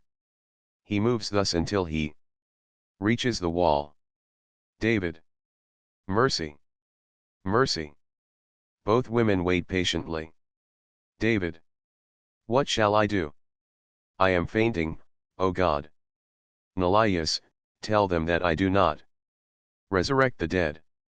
Woman. I implore you, David. Do I ask you to restore life to an old man who has lived long and who has deserved death for his evil deeds? Do I not understand whom it is possible to resurrect and whom it is not possible to resurrect? But perhaps it is hard for you because he is dead so long. I did not know this. Forgive me. And when he was dying, I promised him, Moishi, do not be afraid to die. David, who brings joy to mankind, will restore your little life to you. David. Show him to me. Looks at him, shaking his head, and weeps, wiping his eyes with his red kerchief. Sarah looks at him confidently, leaning on his shoulder. Sarah. How old was he? Woman. 2 years, going on the 3rd. David turns his tear-stained face to Anathema and says in a strange voice, David. Shall I make an attempt, perhaps, Nelias? Suddenly he bends down and cries hoarsely. Adonai! Adonai! Begone! Begone! The devil has sent you here. Tell them, Nelias, that I do not resurrect the dead. They have come to mock me. Look, they are both laughing there. Begone! Begone! Anathema! In a low voice, to Sarah. Go away, Sarah, and lead the woman away. David is not quite ready yet. Sarah. In a whisper. I will take her to my room. Later you may tell David that she is there. To the woman. Come, woman, David is not quite ready yet. They go out. David, exhausted, sits down in an armchair and lowers his grey head. He reads something softly. Anathema. They have gone, David. Do you hear? They have gone away. David. Nelias, did you see? It was a dead child. Moishi. Yes, yes, Moishi. A dark little one, we looked at him. Loudly, in despair. What shall I do? Teach me, Nelias. Anathema. Quickly. Flee. Listens to what is going on outside the window. Nods his head affirmatively, and advances to David. Cautiously, like a conspirator, David waits for him, with his arms folded as in prayer, a confident smile on his lips. His back is bent, and he frequently takes his red kerchief from his pocket, but does not know what to do with it. Anathema. In a whisper. We must flee, David, flee. David. Joyously. Yes, yes, Nelias, we must flee. Anathema. I shall hide you in a dark room which no one knows of, when they fall asleep, tired of waiting and hungry, I shall lead you through the sleeping people and will save you. David. Joyously. Yes, yes, save me. Anathema. And they will be waiting. In their sleep they will wait and dream. Dreams of great expectations, and you will not be here any longer. David. Nodding his head joyously. And I shall not be here any longer, Nelias. And I shall have fled already, Nelias. Laughs. Anathema. Laughing. And you will not be here any longer. You will have fled. Let them speak. To heaven then. They look at each other and laugh. Anathema. In a friendly tone. Wait for me, David. I shall go out at once and see whether the house is still surrounded. They are such madmen. David. Yes, yes, look. They are such madmen. Meanwhile I shall prepare myself. Nelias. But I ask you, do not leave me here all alone for a long time. Anathema goes out. David goes cautiously on tiptoe to the window and wants to look out, but he dares not. He goes to the table and is frightened by the scattered sheets of paper. He moves cautiously to the corner where his clothes are. He dresses hastily, mixing up his clothes. For a long time he does not know what to do with his beard. Suddenly he pushes it under his coat and hides it with his collar. David. Muttering. Yes, yes. I must hide my beard. All the children know my beard. But why did they not tear it out? Yes, yes, my beard. But what a black coat. It does not matter, you will hide it? That's the way. Rosa had a mirror. But Rosa ran away, and Nom also died, and Sarah but why does not Nelias come? Does he not hear how they are shouting? A knock on the door. David. Frightened. Who is there? David Leiser is not here. Anathema. It is I, David, let me in. Anathema enters. David. Well, Nelias, it is possible to recognize me now, is it not? Anathema. Very good, David. But I don't know how we can get out. Sarah has filled the house with guests, in every room the blind and the maimed are waiting for you with a pleasant smile. There are also dead people. There, David. Your Sarah is a splendid woman, but she is too much of a hostess, David, and she intends to build up a fine household on miracles. David. But she must not do it, Nelias. Anathema. Many people are already sleeping at your doors, smiling in their dreams, self-confident, lucky people, who have managed to outstrip the others. And in the garden and in the yard. David. With fear. What is there in the yard? Anathema. Not so loud, David. Look and listen. He puts out the light in the room and draws aside the draperies. The windows are lit up with the red light. It is dark in the room, but David's head and the paper on the floor are tinted a pale crimson hue. David. Frightened, in a whisper. Where does this fire come from, Nelias? I am afraid. Anathema. Also in a whisper. 'Tis a cold night, and they have started bonfires. Sarah told them that they would have to wait a long time yet, so they have taken precautions. David. Where did they get the wood? Anathema. They broke certain things. Sarah told them that you ordered them to start bonfires, and they are humbly burning whatever wood they find.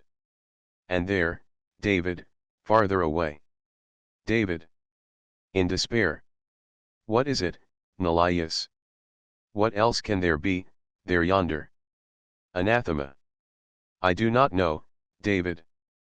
But from the upper window, which was wide open, I heard something like the roaring of the ocean when the rocks tremble with pain from the beating of the breakers. It was as though the roaring of brass trumpets that I heard. David, they are shouting to the sky and to you, and they are calling you. Do you hear? In the muffled noise and chaos of sounds, ring out the sounds, David. David. David. David. I hear my name. Who is calling? What do they want? Anathema. I don't know. Perhaps they want to crown you as their king. David. Me. Anathema. You, David Leiser. Perhaps they are bringing you might and power and the power of performing miracles. Do you not want perhaps to become a god, David? Look and listen. He throws the windows wide open. The sounds of the voices calling David, David, David, grow louder and are mingled with the blowing of trumpets. David at first moves to the wall, then he slowly advances to the window.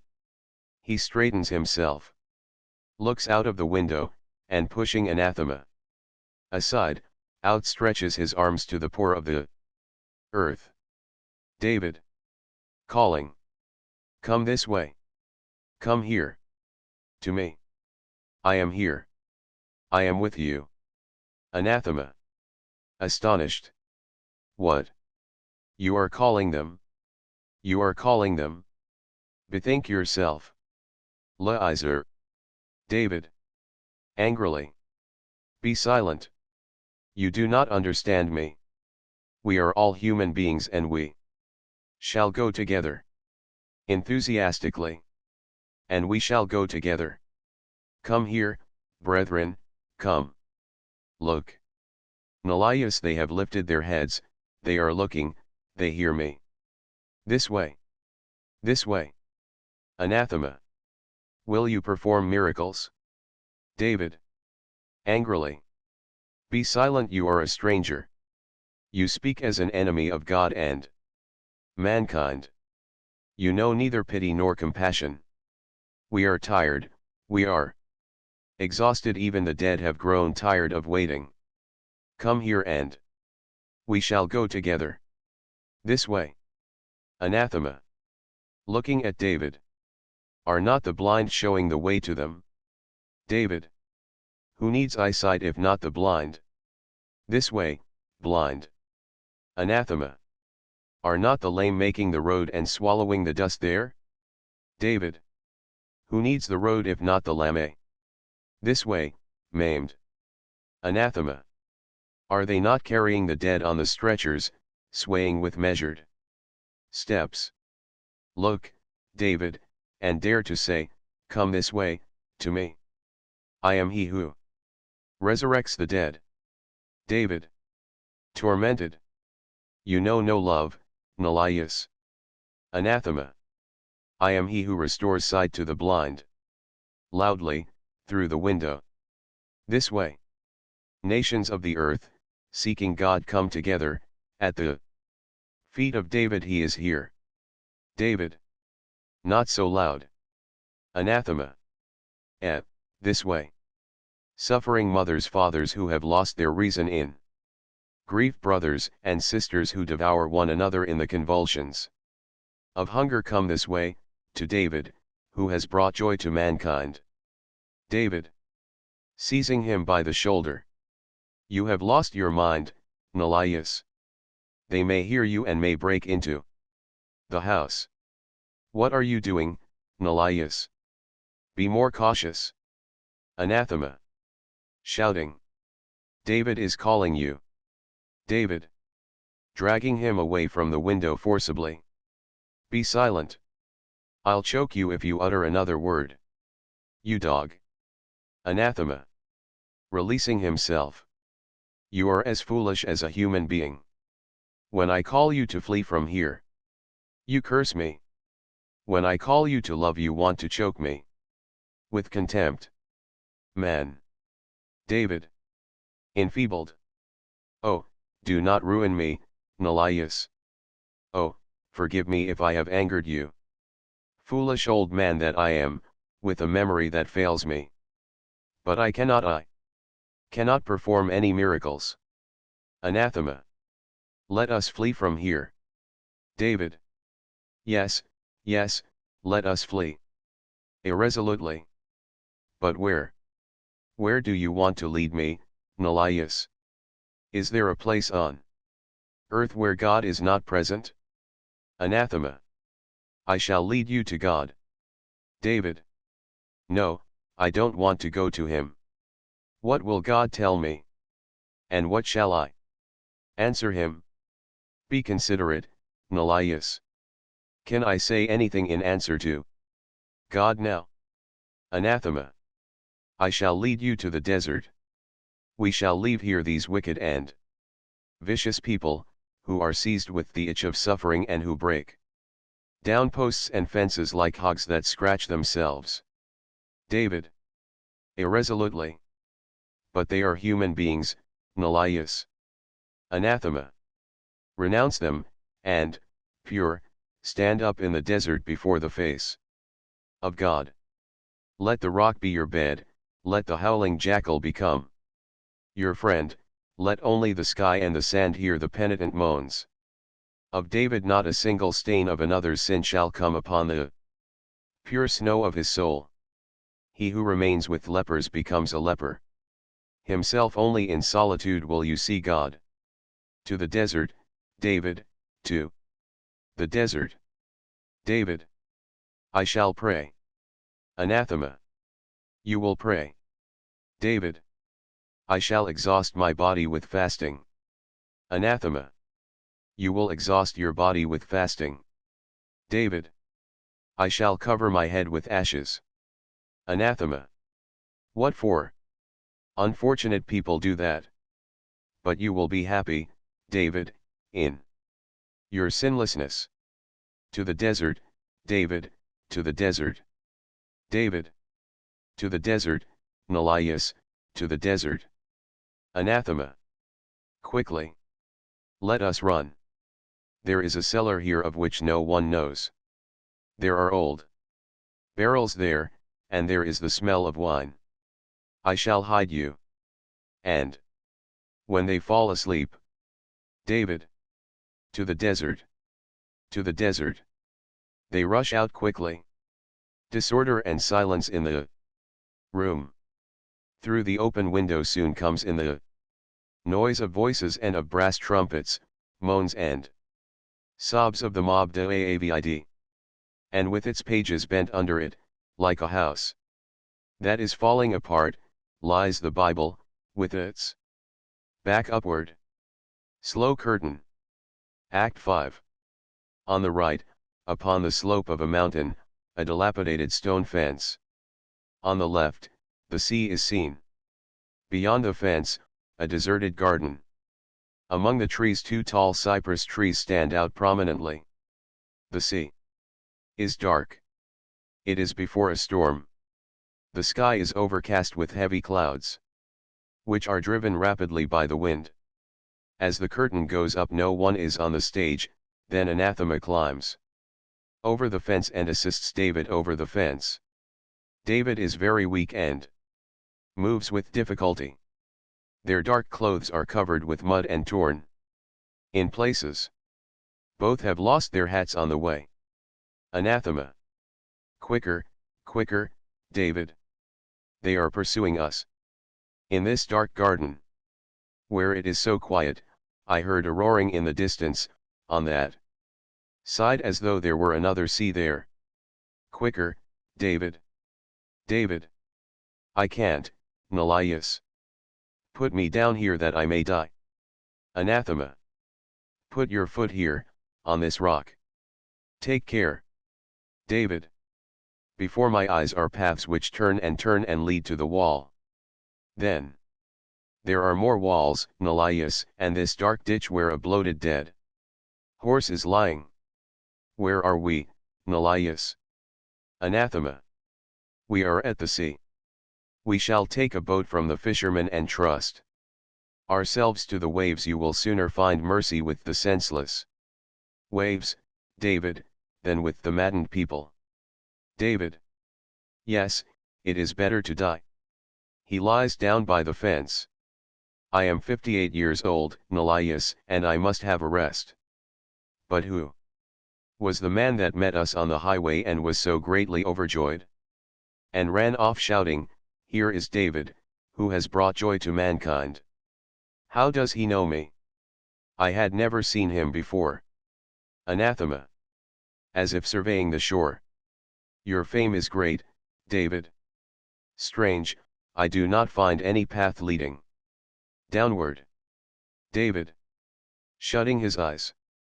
The cypress trees have turned dark. There will be a storm tonight. Nelias. We should have remained at the stone pit. It was dark and quiet there, and I slept like a man with clear conscience. Grumbling.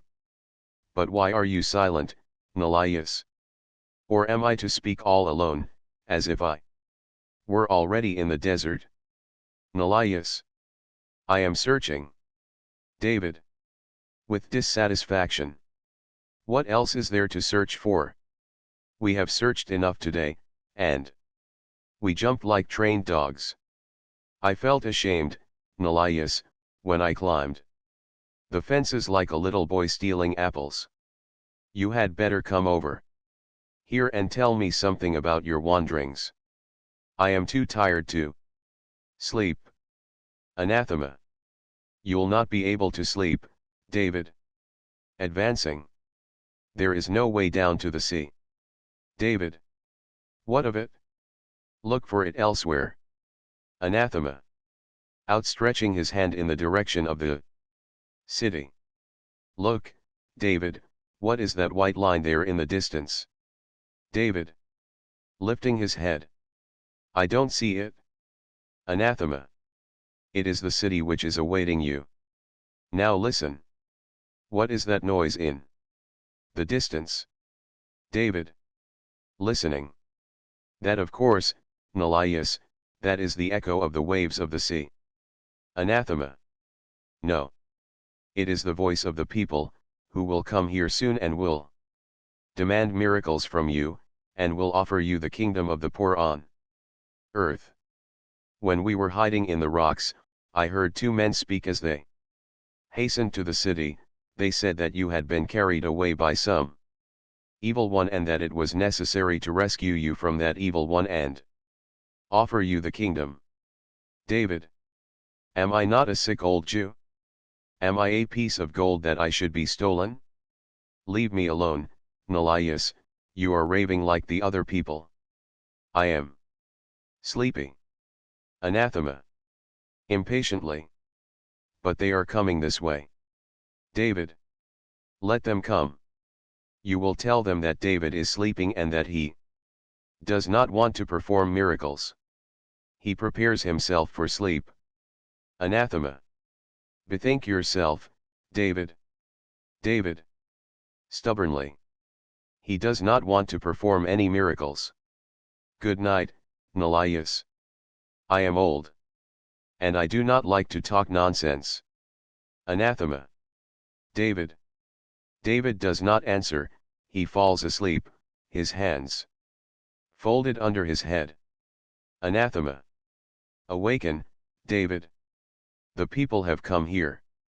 Pushes him angrily. Get up, I say. You make believe that you are asleep. I don't believe you. Do you hear? Through his teeth. You've fallen asleep, damned flesh. Steps aside and listens. Anathema. Ha, ha. They are coming. They are coming. And their king is sleeping. They are coming and their miracle worker is sleeping the sleep of the horse which draws water. They are carrying a crown and death, and their victim and master is catching the wind with an open mouth, smacking his lips for pleasure. O miserable race! There is treachery in your bones, betrayal in your blood, and falsehood in your heart. It is better to rely upon flowing waters, to walk upon the waves. As upon a bridge, it is better to lean upon the air as upon a rock, than to trust one's haughty anger and bitter dreams to a traitor. Goes over to David and pushes him rudely. Get up. Get up, David. Sarah is here, Sarah, Sarah. David. Awakening. Are you here, Sarah? I'll be up soon, I am very tired, Sarah. What is this? You, Nelias. Where is Sarah? Didn't she call me just now? How tired I am. How tired I am, Nelias. Anathema. Sarah is coming. Sarah is carrying an infant. David. What infant? We have no small children. Our children. Half rises, looks around, frightened. What is that, Nelias? Who is crying there? Anathema. Sarah is carrying a dead child. You must resurrect the dead child. David. He is dark, and his name is Moishi Moishi Moishi. David. Rising. We must flee, Nelias. We must flee. But where is the road? Where have you led me to? Seizes Anathema by the arm. Listen how they are shouting.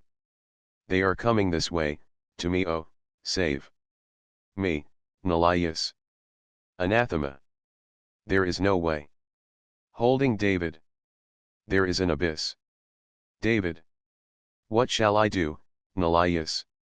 Shall I, mayhap, hurl myself down and dash my head against the rocks? But am I a wicked wretch that I should come to God without his calling me? Oh, if God only called me faster than an arrow would my old soul rush to him. Listens. They are shouting. They are calling, calling. Step aside, Nelias, I want to pray.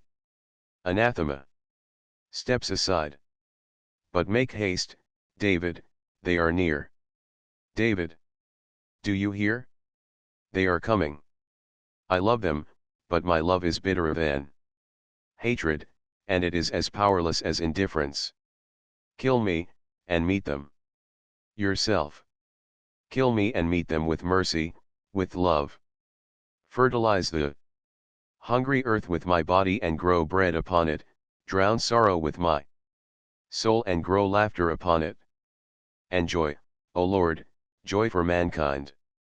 The approach of an enormous mob is heard. Anathema. Advancing. Quicker, David, quicker they are approaching. David. One moment, one moment. In despair. Joy. What else? Only one word, but I have forgotten it. Weeping. Oh, what a great number of words there are, but one is missing. But perhaps you need no words at all. Anathema. Only one word is missing? How strange. It seems that they have found their word. Do you hear them wailing? David. David. Rise, David, and meet them proudly. It seems they are beginning to mock you. David rises. Someone rushes in ahead of the mob, shouting joyously, David, and runs back. The sea looks in one place as though stained with blood. David. Retreating a step. I am afraid, Nelias. This is the same one we met on the road, with a red little beard. I fear him, Nelias. Anathema. Meet them proudly. Strike them with the truth, David, with the truth. David. But do not leave me alone, Nelias, or I shall forget again where the truth is. People appear on the fence. They are exhausted, mud-covered, like David. They seem to be blind yet. Their faces are radiant with joy, and they keep exclaiming, David. David. David. Outstretching his arms back. They do not listen to him and keep climbing the fence, wailing. Anathema. Audaciously. Where are you going? Back, back, you were told. The people in the front rank pause in fear. Voices. Stop. Stop. Who's that? That's David. No, that's the robber. The one who has carried him off. The robber. A restless man. Silence. Silence. David wishes to speak. Listen to David. They become silent, but in the distance people are still shouting, David. David. What is it you want? Yes, it is I, David Leiser, a Jew from the same city that you come from. Why do you pursue me like a thief and frighten me like a robber with your shouting? Anathema. Audaciously. What do you want? Go away from here. My friend David Leiser does not want to see you. David. Yes. Let me die here, for death is already approaching my heart. Go home to your wives and your children. I cannot ease your sufferings in any way. Go. Do I speak properly, Nelias? Anathema. Yes, David. The restless man. Our wives are here and our children are here. Here they stand, waiting for your word of kindness, David, you who have brought joy to mankind. I have no strength left in me and I have nothing to say. Go. Woman.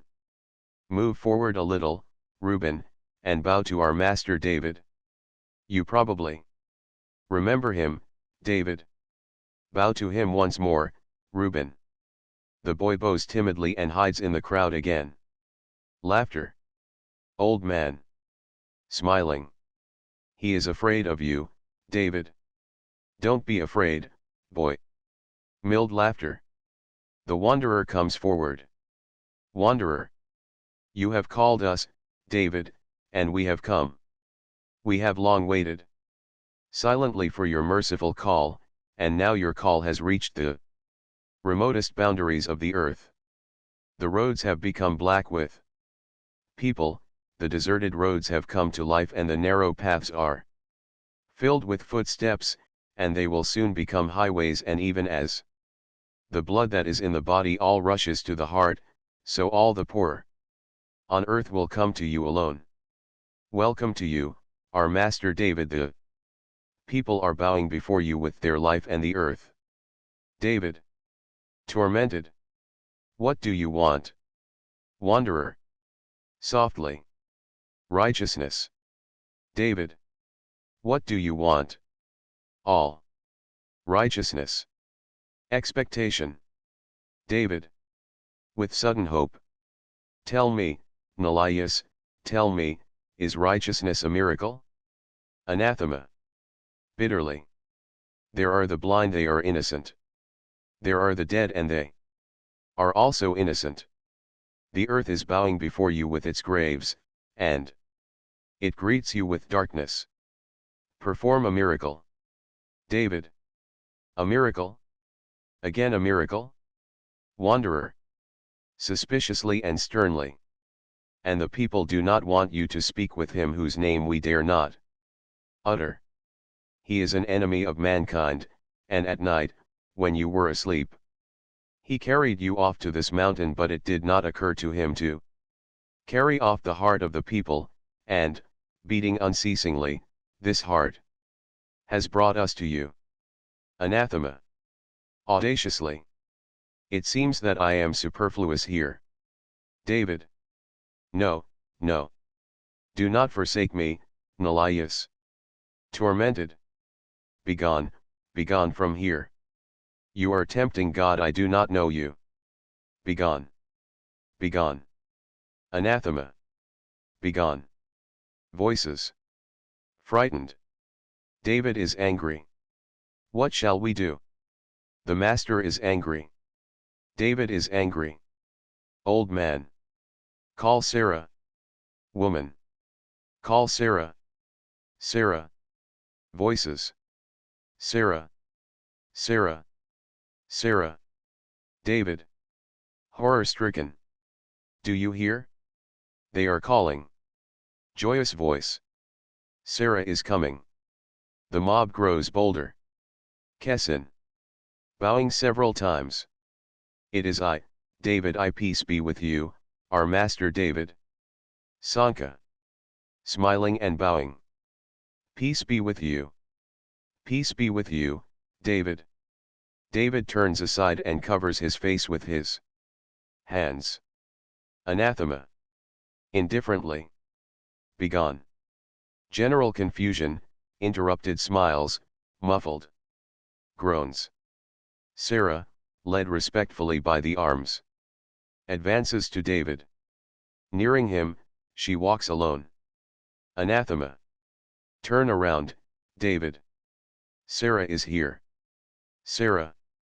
Peace be with you, David. Forgive me for disturbing you, but the people have asked me to speak with you and to find out when you intend to return home to your palace. And they have also asked you to make haste, David, for many have died already of unbearable sufferings, and the dead have already grown tired of waiting. And many have already lost their reason from their unbearable sufferings, and they will soon commence to murder. If you will not make haste, David, all the people will become enemies, and it will be hard for you to establish a kingdom upon the dead earth.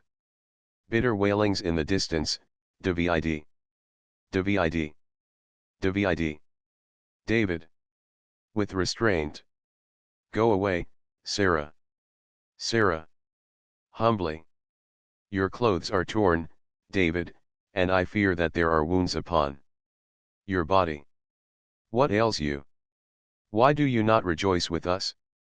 David. Weeping. Oh, Sarah, Sarah. What are you doing with me? Consider. Sarah, consider you all. Have I not given everything away to you? I have nothing left. Have pity on me even as I had pity on you, and kill my unnecessary body with stones. I love you, and words of anger are powerless upon my lips, and wrath upon loving lips does not frighten You have pity on me. I have nothing more. I have a little blood in my veins, but would I not give away the last drop of it, if I could only quench your bitter thirst? Like a sponge I would have squeezed my heart between the palms of my hands, and the cunning heart, so greedy for life, would not dare hide a single drop. B tears his clothes and scratches his chest with his nails. Here my blood is flowing, my blood is flowing. Has a single one of you smiled a smile of joy? Here I am tearing the hair of my beard, and I fling the grey locks, I fling them at your feet. Has a single dead person risen? Here I spit into your eyes. Will one blind man regain his sight? Here I bite the rocks like a mad beast. Will one hungry person be satiated? Here I hurl myself at you. B makes several quick steps, and the crowd retreats in horror. Anathema. That's right, David. Strike them. Sarah. Retreating. Oh, do not punish us, David. Wanderer. To the crowd. He obeys the one who carried him off. He says, I shall not give anything to the people. He spits and says he spits into the eyes of the people. Cries of horror and growing malice. But in the distance there are still prayerful wailings. Divid. Divid. Divid. Someone. He dares not spit at the people. We have done him no wrong. Another voice. I saw it, I saw it. He lifted stones. Defend yourselves. Anathema. Be on your guard, they will soon throw stones at you. They are beasts. Wanderer. To David. You have deceived us, you Jew.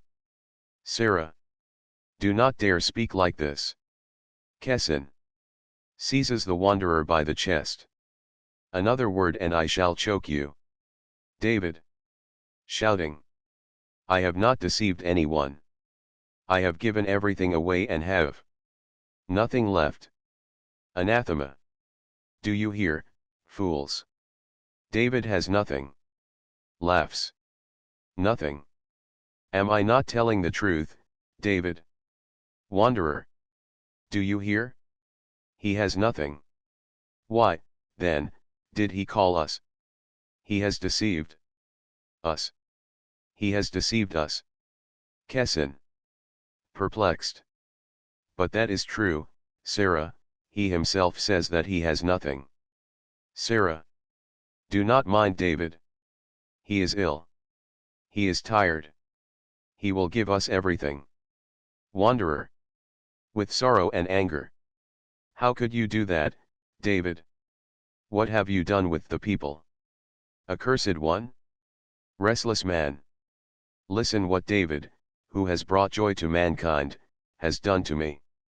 He promised me 10 rubles, and then took it back and gave me 1 kopeck. And I thought that the kopeck was not really a kopeck. I went to a store with it and demanded a great deal, but they laughed and chased me away as a thief. You are the thief. You are the robber, you have left my children without milk. Here is your kopeck. Throws the kopeck at David's feet. Many other people follow his example. Sarah. Defending David. Do not dare offend David. David weeps silently, his face covered with his hands. Angry man. Traitor. He raised the dead out of their graves in order to make sport of them. Strike him with stones. Bends down to lift a stone. A strong wind rises. In the distance thunder peals resound. The mob is horror-stricken. David. Raising his head and baring his chest. Stone me, I am a traitor. Louder thunder peals. Anathema laughs merrily. Wanderer. Traitor. Stone him. He has deceived us. He has betrayed us. He has lied to us. Confusion. They advance towards David, lifting Stones, some flee, sobbing. David. Take me. I am going to you. Anathema. Where? They will kill you. David. You are my enemy. Leave me. Releases himself from his grasp. Wanderer. Raising a stone above his head. Back. Satan. Anathema. Hastily. Curse them, David. They will soon put you to death. Quick. David lifts his arms and sinks down, struck by a stone. Almost in silence, grumbling, they hurl stones upon his motionless body. Thunder peals. Anathema is laughing. Suddenly a woman screams. Then another. All are shouting. The mob runs away. The last one lifts a stone to throw it on David's head, but looks around and finding himself alone, lets the stone fall out of his hand and runs away. With a wild outcry. Anathema. Swaying himself in every direction, he leaps upon a rock, jumps down, then up again. Ah, you have triumphed, David. Laughter. Look. Look how the herd you have cursed is fleeing. Ha, ha. They are falling from the rocks. Ha, ha. They are hurling themselves into the sea. Ha. They are trampling children under their feet. Look. David, they are trampling upon children. You have done it.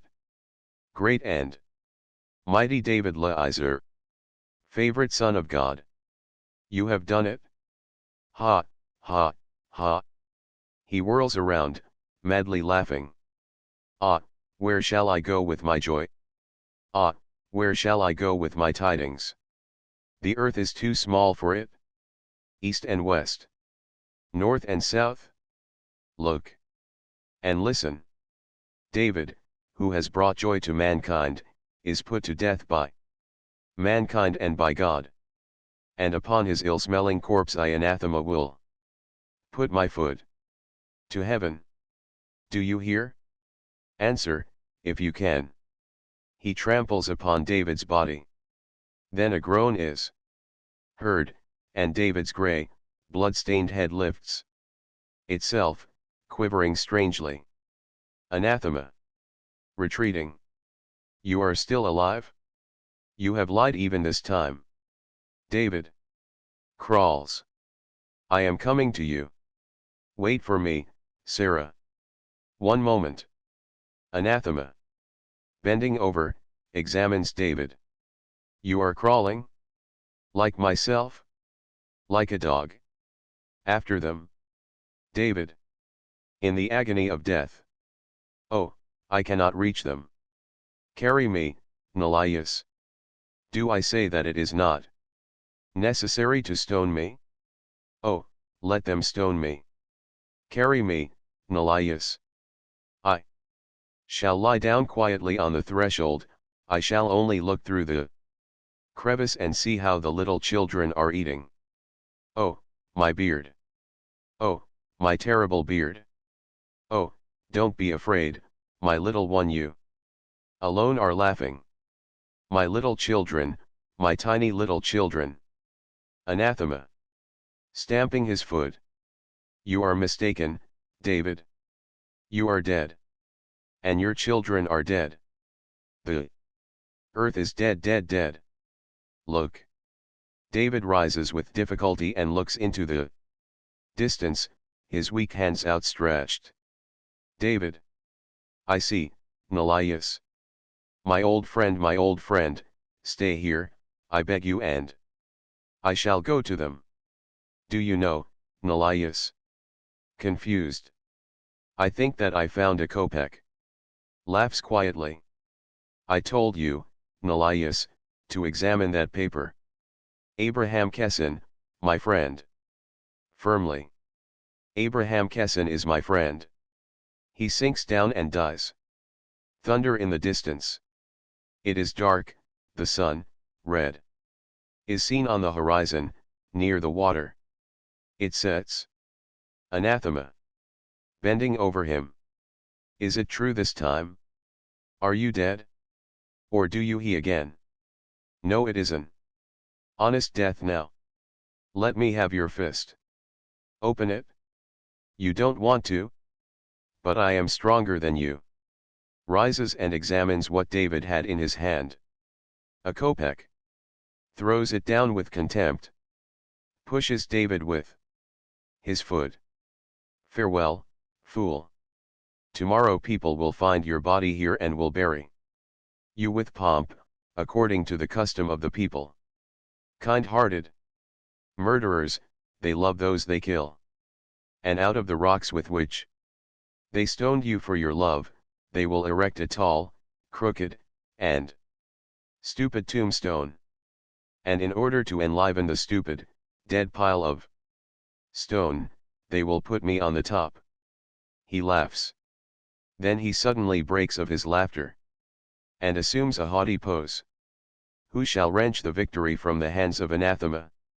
The strong I kill, the weak I force to whirl about in an intoxicating dance, a mad dance, a devilish dance. He strikes the ground with his foot. Be subdued, O earth, and bring me your gifts humbly. Kill, burn, betray, O man, in the name of your master. I steer my boat over a sea of blood which smells so sweetly, and my sails are burning red. To heaven. To you, for an answer. Not as a dog crawling on his belly, but as a distinguished guest, as the reigning prince of the earth, I shall come. Sailing to your mute shores. Majestically. Be prepared. I shall demand an exact answer. Ha, ha, ha. Disappears in the darkness, bursting into laughter. Curtain. Epilogue. Nothing has happened, nothing has changed. As before, the earth is weighted down by the heavy iron gates, closed from time immemorial, beyond which dwells in silence and in mystery the beginning of every being, the supreme wisdom of the universe. And the guardian of the entrances is just as silent and as sternly motionless as before. Nothing has happened, nothing has changed. The grey light, as grey as the rocks, is terrible, the place is terrible, but Anathema likes it. And he appears again, but he does not crawl on his belly like a dog, nor does he hide himself beyond the rocks like a thief. Like a conqueror, he is trying to seal his victory by his haughty gait, by the importance of his slow movements. But as the devil can never be truthful, and as there are no bounds to his doubts, he brings his duality even into this. He walks like a conqueror, yet he is afraid. He throws his head back high like a sovereign, and yet he laughs at his exaggerated self-importance. A gloomy and malicious clown, he longs for greatness, and forced to laugh, he despises laughter. Thus, assuming important airs beyond measure, he goes up to the middle of the mountain and waits there in a haughty pose. But his uncertain importance is devoured by the silence, even as dry wood is devoured by fire, and he begins to hurry, without holding out the pause, like a poor musician, striving to conceal himself and his doubts and his odious fear in a vast deal of jests, in loud shouting and in rapid gestures. He stamps his foot and shouts in a voice of assumed sternness. Anathema! Why are there no trumpets here? Why no celebration? Why are these old and rusty gates closed? And why does no one hand me the keys?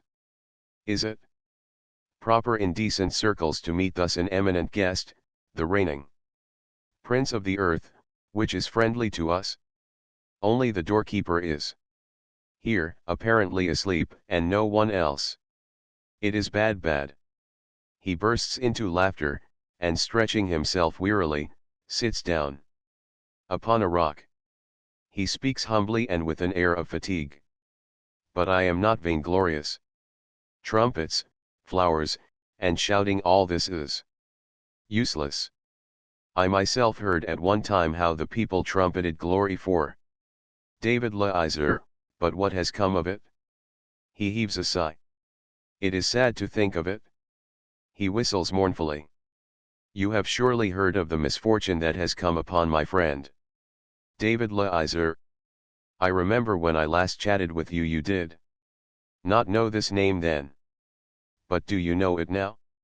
It is a name to be proud of.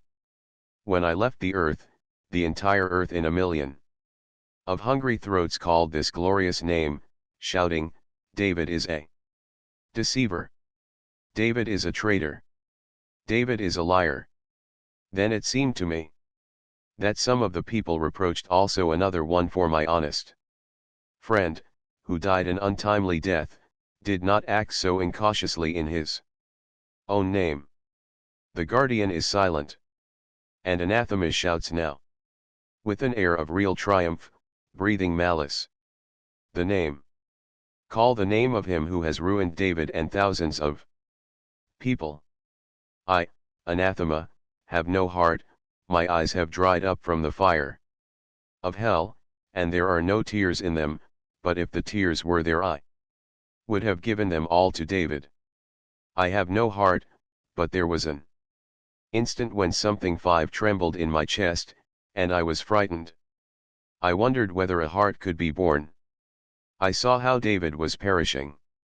And thousands of people with him, I saw how his spirit, grown dark, curled up piteously like a dead worm in the sun, was hurled down into the abyss of non-existence, into my abode of darkness and death. Tell me, are you not the one who has ruined David? Guardian of the entrances. David has attained immortality, and he lives forever in the deathlessness of fire. David has attained immortality, and he fives forever in the deathlessness of fight, which is five. Dumbfounded, Anathema falls to the ground and lies motionless for an instant. Then he lifts his head, which is as angry as that of a serpent. He rises and speaks with the calm of boundless wrath. Anathema. You fie. Forgive me my daring, but you fie.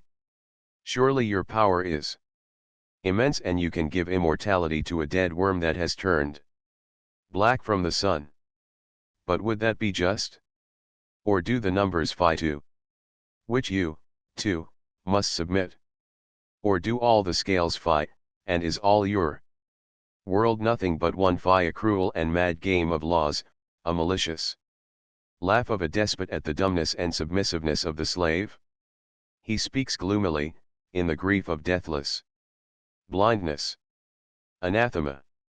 I am tired of searching. I have grown tired of life, of aimless tortures, of the quest after the ever-elusive. Give me death, but do not torment me with ignorance, answer me honestly, even as I am honest. In my uprising as a slave, did not David love? Answer. Did not David give his soul away? Answer. And did they not stone David, who had given his soul away? Answer. Guardian. Yes. They stoned David, who had given his soul away. Anathema. Smiling darkly. Now you are honest, and you answer me with modesty. Without having stilled the hunger of the hungry, without having restored sight to the blind, without having brought to life those who had died, innocently having stirred up dissension and dispute and cruel bloodshed, for the people have already risen against one another and are committing violence, murder, and plunder in the name of David. Did not David manifest the powerlessness of love, and did he not create a great evil which could be numbered and weighed? Guardian. Yes. David has done that which you say, and the people have done that of which you accuse them. And the numbers do not lie, and the scales are correct, and every measure is what it is. Anathema. Triumphantly. You say that? Guardian. But that which you do not know, Anathema, is not measured with a measure, and is not calculated in numbers, and is not weighed on scales. Light has no boundaries, nor is there any boundary for the glow of fire. There is a red fire, and there is a yellow fire, and there is a white fire, in which the sun bums like a yellow straw, and there is still another unknown fire, whose name no one knows, for there is no limit to the glow of fire. Having died in numbers, having died in measures and in weights, David has attained immortality in the deathlessness of fire. Anathema. You lie again. He flings himself about on the ground in despair. Anathema. Oh, who will help the honest anathema? He is being deceived eternally. Oh, who will help the unfortunate anathema? His immortality is deception. Oh, weep, you who have grown fond of the devil, wail and grieve, you who strive for truth, who honor wisdom. Anathema is being deceived eternally. When I win, he takes it away from me. When I come out victorious, he fetters the conqueror in chains, he pricks out the eyes of the ruler, and to the haughty he gives the traits of a dog, a wagging and quivering tail. David, David, I was a friend to you, tell him that he lies. He puts his head down on his outstretched arms, like a dog, and wails bitterly. Where is the truth? Where is the truth? Where is the truth?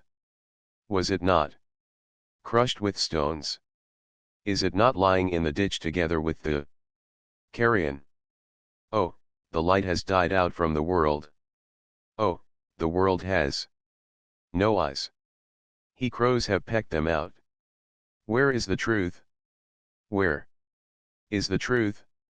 Where is the truth? Plaintively.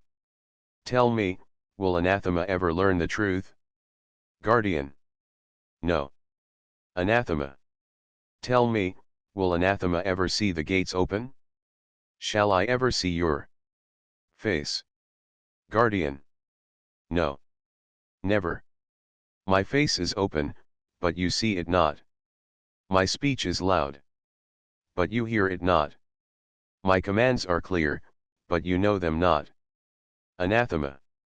And you will never see, and you will never hear, and you will never know, anathema, unfortunate spirit, deathless in numbers, ever alive in measure and in weight, but as yet unborn to life.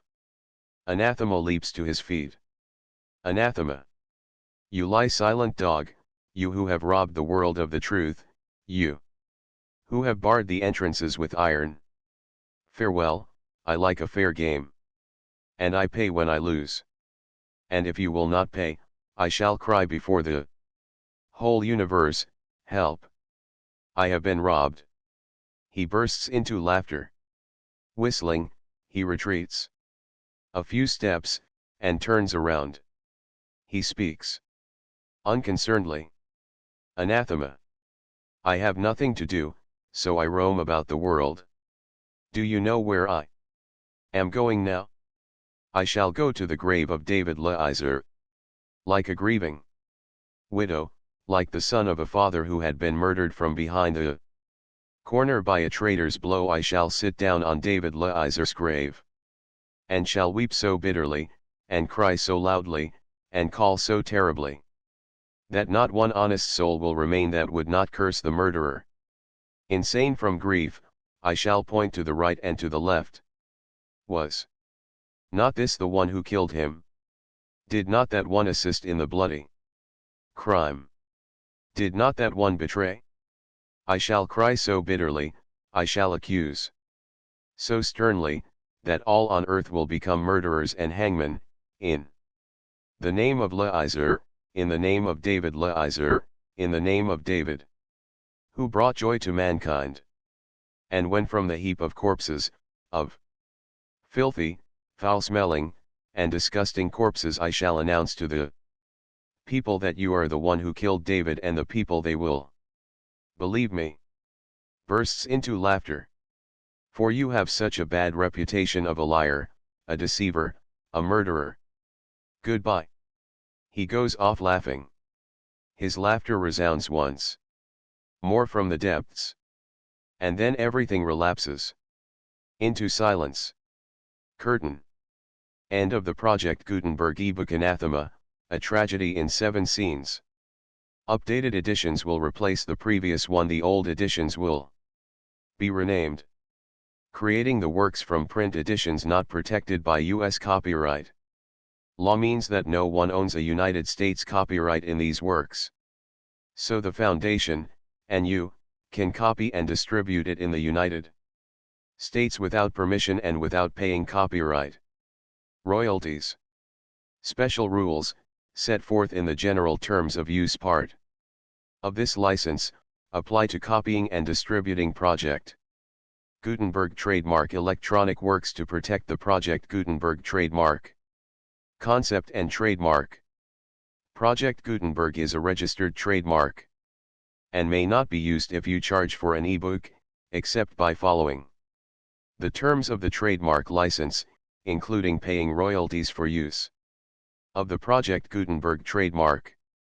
If you do not charge anything for copies of this ebook, complying with the trademark license is very easy.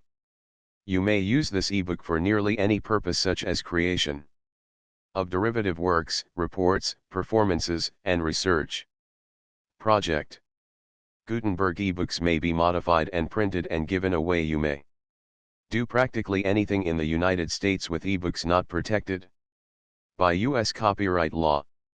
Redistribution is subject to the trademark license, especially commercial redistribution. Start, full license. The full Project Gutenberg license. Please read this before you distribute or use this work. To protect the Project Gutenberg trademark mission of promoting the free distribution of electronic works, by using or distributing this work, or any other work associated in any way with the phrase Project Gutenberg, you agree to comply with all the terms of the full Project Gutenberg trademark license available with this file or online at www.gutenberg.org/license. Section 1. General Terms of Use and Redistributing Project Gutenberg Trademark. Electronic Works. 1.a.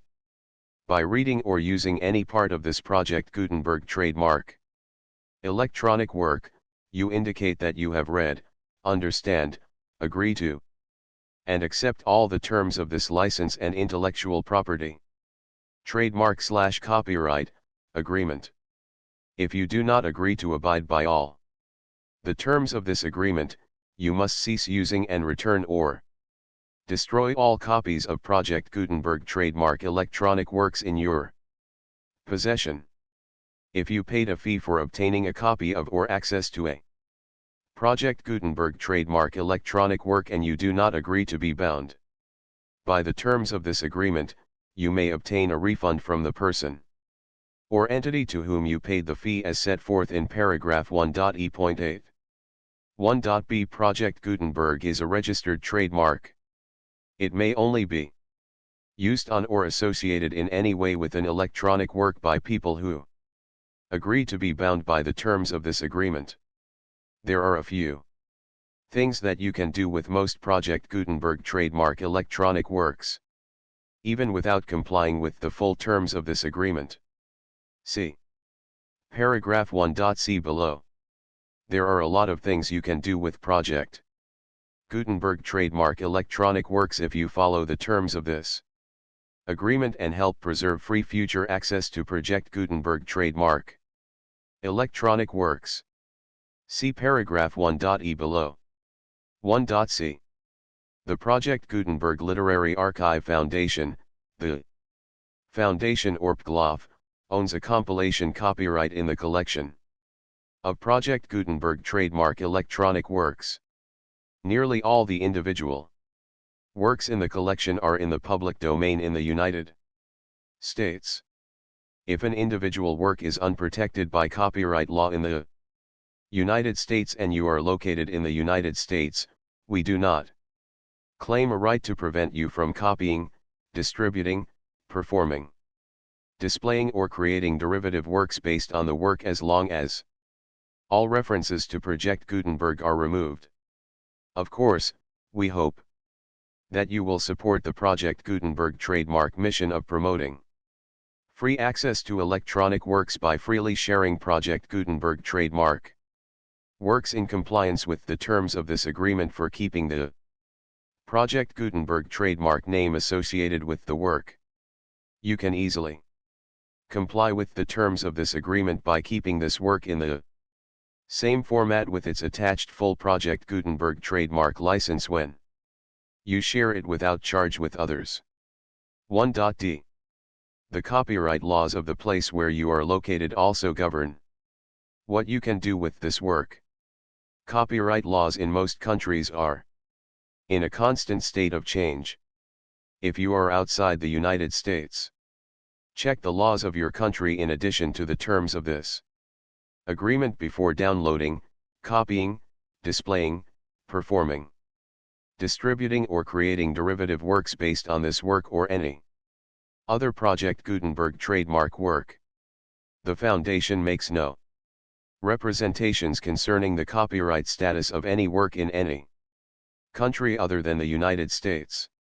1.e Unless you have removed all references to Project Gutenberg. 1.e.1.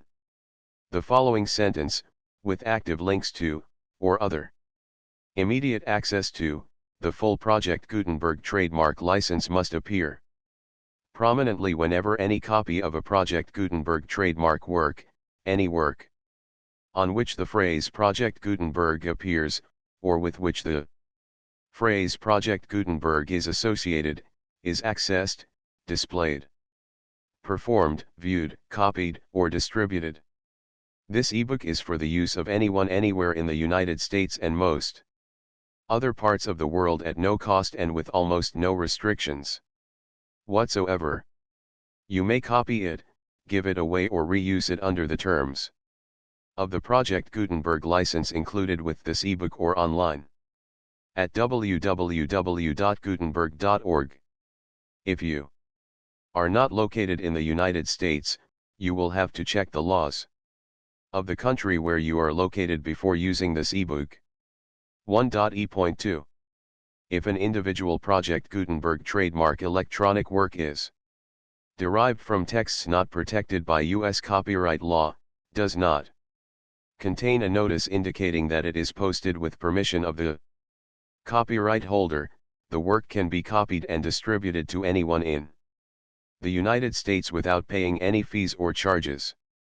If you are redistributing or providing access to a work with the phrase Project Gutenberg associated with or appearing on the work, you must comply either with the requirements of paragraphs 1.e.1 through 1.e.7 or obtain permission for the use of the work and the Project Gutenberg trademark as set forth in paragraphs 1.e.8 or 1.e.9. 1.e.3. If an individual Project Gutenberg trademark electronic work is posted with the permission of the copyright holder, your use and distribution must comply with both paragraphs 1.e.1 through 1.e.7 and any additional terms imposed by the copyright holder. Additional terms will be linked to the Project Gutenberg trademark license for all works posted with the permission of the copyright holder found at the beginning of this work. 1.e.4. Do not unlink or detach or remove the full Project Gutenberg trademark license terms from this work, or any files containing a part of this work or any other work associated with Project Gutenberg trademark. 1.e.5. Do not copy, display, perform, distribute or redistribute this electronic work, or any part of this electronic work, without prominently displaying the sentence set forth in paragraph 1.e.1 with active links or immediate access to the full terms of the Project Gutenberg trademark license. 1.e.6. You may convert to and distribute this work in any binary, compressed, marked up, non-proprietary or proprietary form, including any word processing or hypertext form. However, if you provide access to or distribute copies of a Project Gutenberg trademark work in a format other than plain vanilla ASCII or other format used in the official version posted on the official Project Gutenberg trademark website, www.gutenberg.org, you must, at no additional cost, fee, or expense to the user, provide a copy, a means of exporting a copy, or a means of obtaining a copy upon request, of the work in its original plain vanilla ASCII or other form. Any alternate format must include the full Project Gutenberg trademark license as specified in paragraph 1.e.1. 1.e.7. Do not charge a fee for access to, viewing, displaying, performing, copying, or distributing any Project Gutenberg trademark works, unless you comply with paragraph 1.e.8 or 1.e.9. 1.e.8. You may charge a reasonable fee for copies of or providing access to or distributing Project Gutenberg trademark electronic works, provided that you pay a royalty fee of 20% of the gross profits you derive from the use of Project Gutenberg trademark works calculated using the method you already used to calculate your applicable taxes. The fee is owed to the owner of the Project Gutenberg trademark, but he has agreed to donate royalties under this paragraph to the Project Gutenberg Literary Archive Foundation. Royalty payments must be paid within 60 days following each date on which you prepare, or are legally required to prepare, your periodic tax returns. Royalty payments should be clearly marked as such and sent to the Project Gutenberg Literary Archive Foundation at the address specified in Section 4, Information about donations to the Project Gutenberg Literary Archive Foundation. You provide a full refund of any money paid by a user who notifies you in writing, or by email, within 30 days of receipt that he does not agree to the terms of the full Project Gutenberg trademark license. You must require such a user to return or destroy all copies of the works possessed in a physical medium and discontinue all use of and all access to other copies of Project Gutenberg trademark works. You provide, in accordance with paragraph 1.f.3, a full refund of any money paid for a work or a replacement copy, if a defect in the electronic work is discovered and reported to you within 90 days of receipt of the work.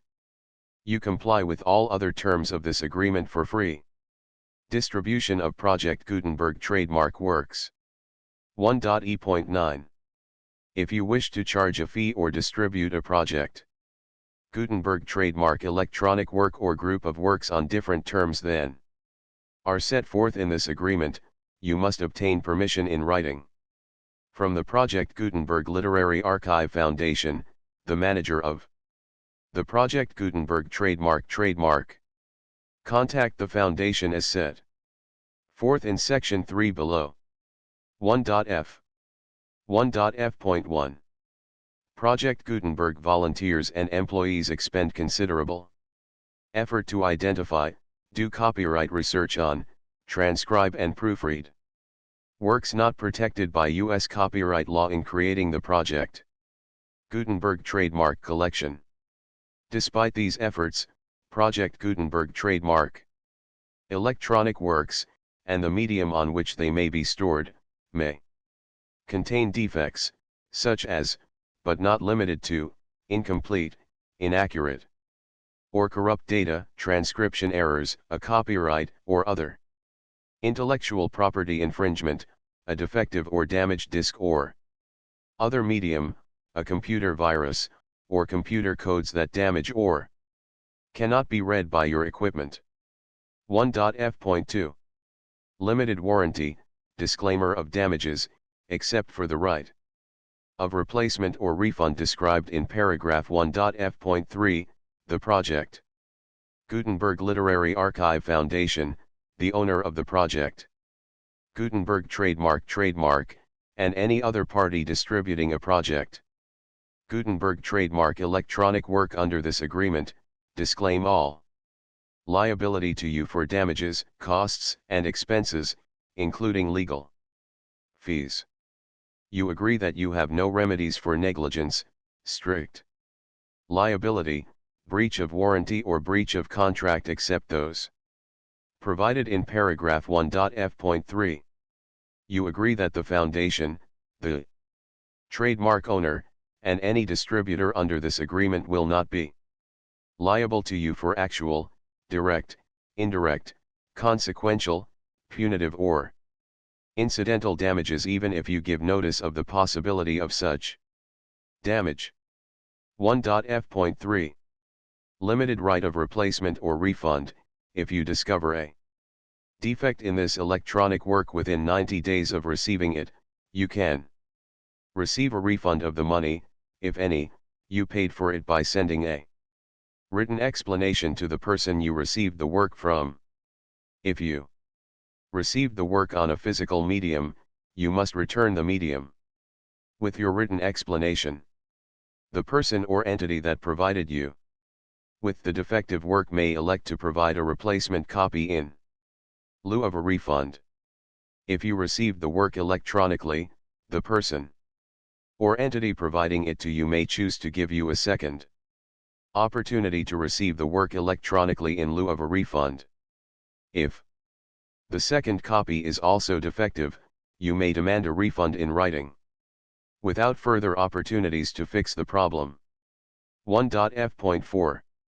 Except for the limited right of replacement or refund set forth in paragraph 1.f.3, this work is provided to you as is, with no other warranties of any kind, express or implied, including but not limited to warranties of merchantability or fitness for any purpose. 1.f.5. Some states do not allow disclaimers of certain implied warranties or the exclusion or limitation of certain types of damages. If any disclaimer or limitation set forth in this agreement violates the law of the state applicable to this agreement, the agreement shall be interpreted to make the maximum disclaimer or limitation permitted by the applicable state law.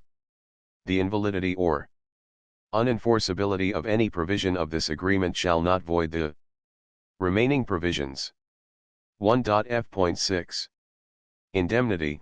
You agree to indemnify and hold the foundation, the trademark owner, any agent or employee of the foundation, anyone providing copies of Project Gutenberg trademark electronic works in accordance with this agreement, and any volunteers associated with the production, promotion, and distribution of Project Gutenberg trademark electronic works, harmless from all liability, costs, and expenses, including legal fees, that arise directly or indirectly from any of the following which you do or cause to occur: a. Distribution of this or any Project Gutenberg trademark work, b. Alteration, modification, or additions or deletions to any Project Gutenberg trademark work, and c. Any defect you cause. Section 2. Information about the mission of Project Gutenberg trademark. Project Gutenberg trademark is synonymous with the free distribution of electronic works in formats readable by the widest variety of computers, including obsolete, old, middle-aged, and new computers. It exists because of the efforts of hundreds of volunteers and donations from people in all walks of life.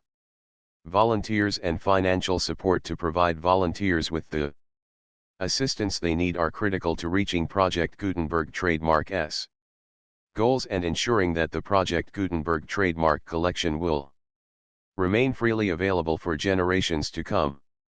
In 2001, the Project Gutenberg Literary Archive Foundation was created to provide a secure and permanent future for Project Gutenberg trademark and future generations.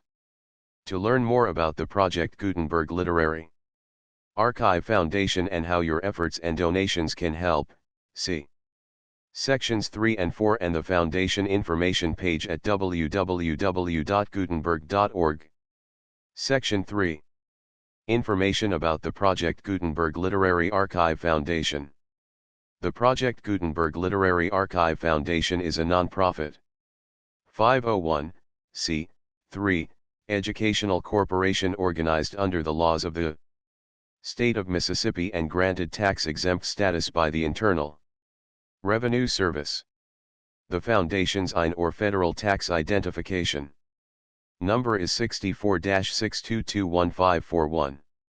Contributions to the Project Gutenberg Literary Archive Foundation are tax-deductible to the full extent permitted by U.S. federal laws and your state's laws. The Foundation's business office is located at 809 North 1500 West, Salt Lake City, Utah 841-16801-596-1887.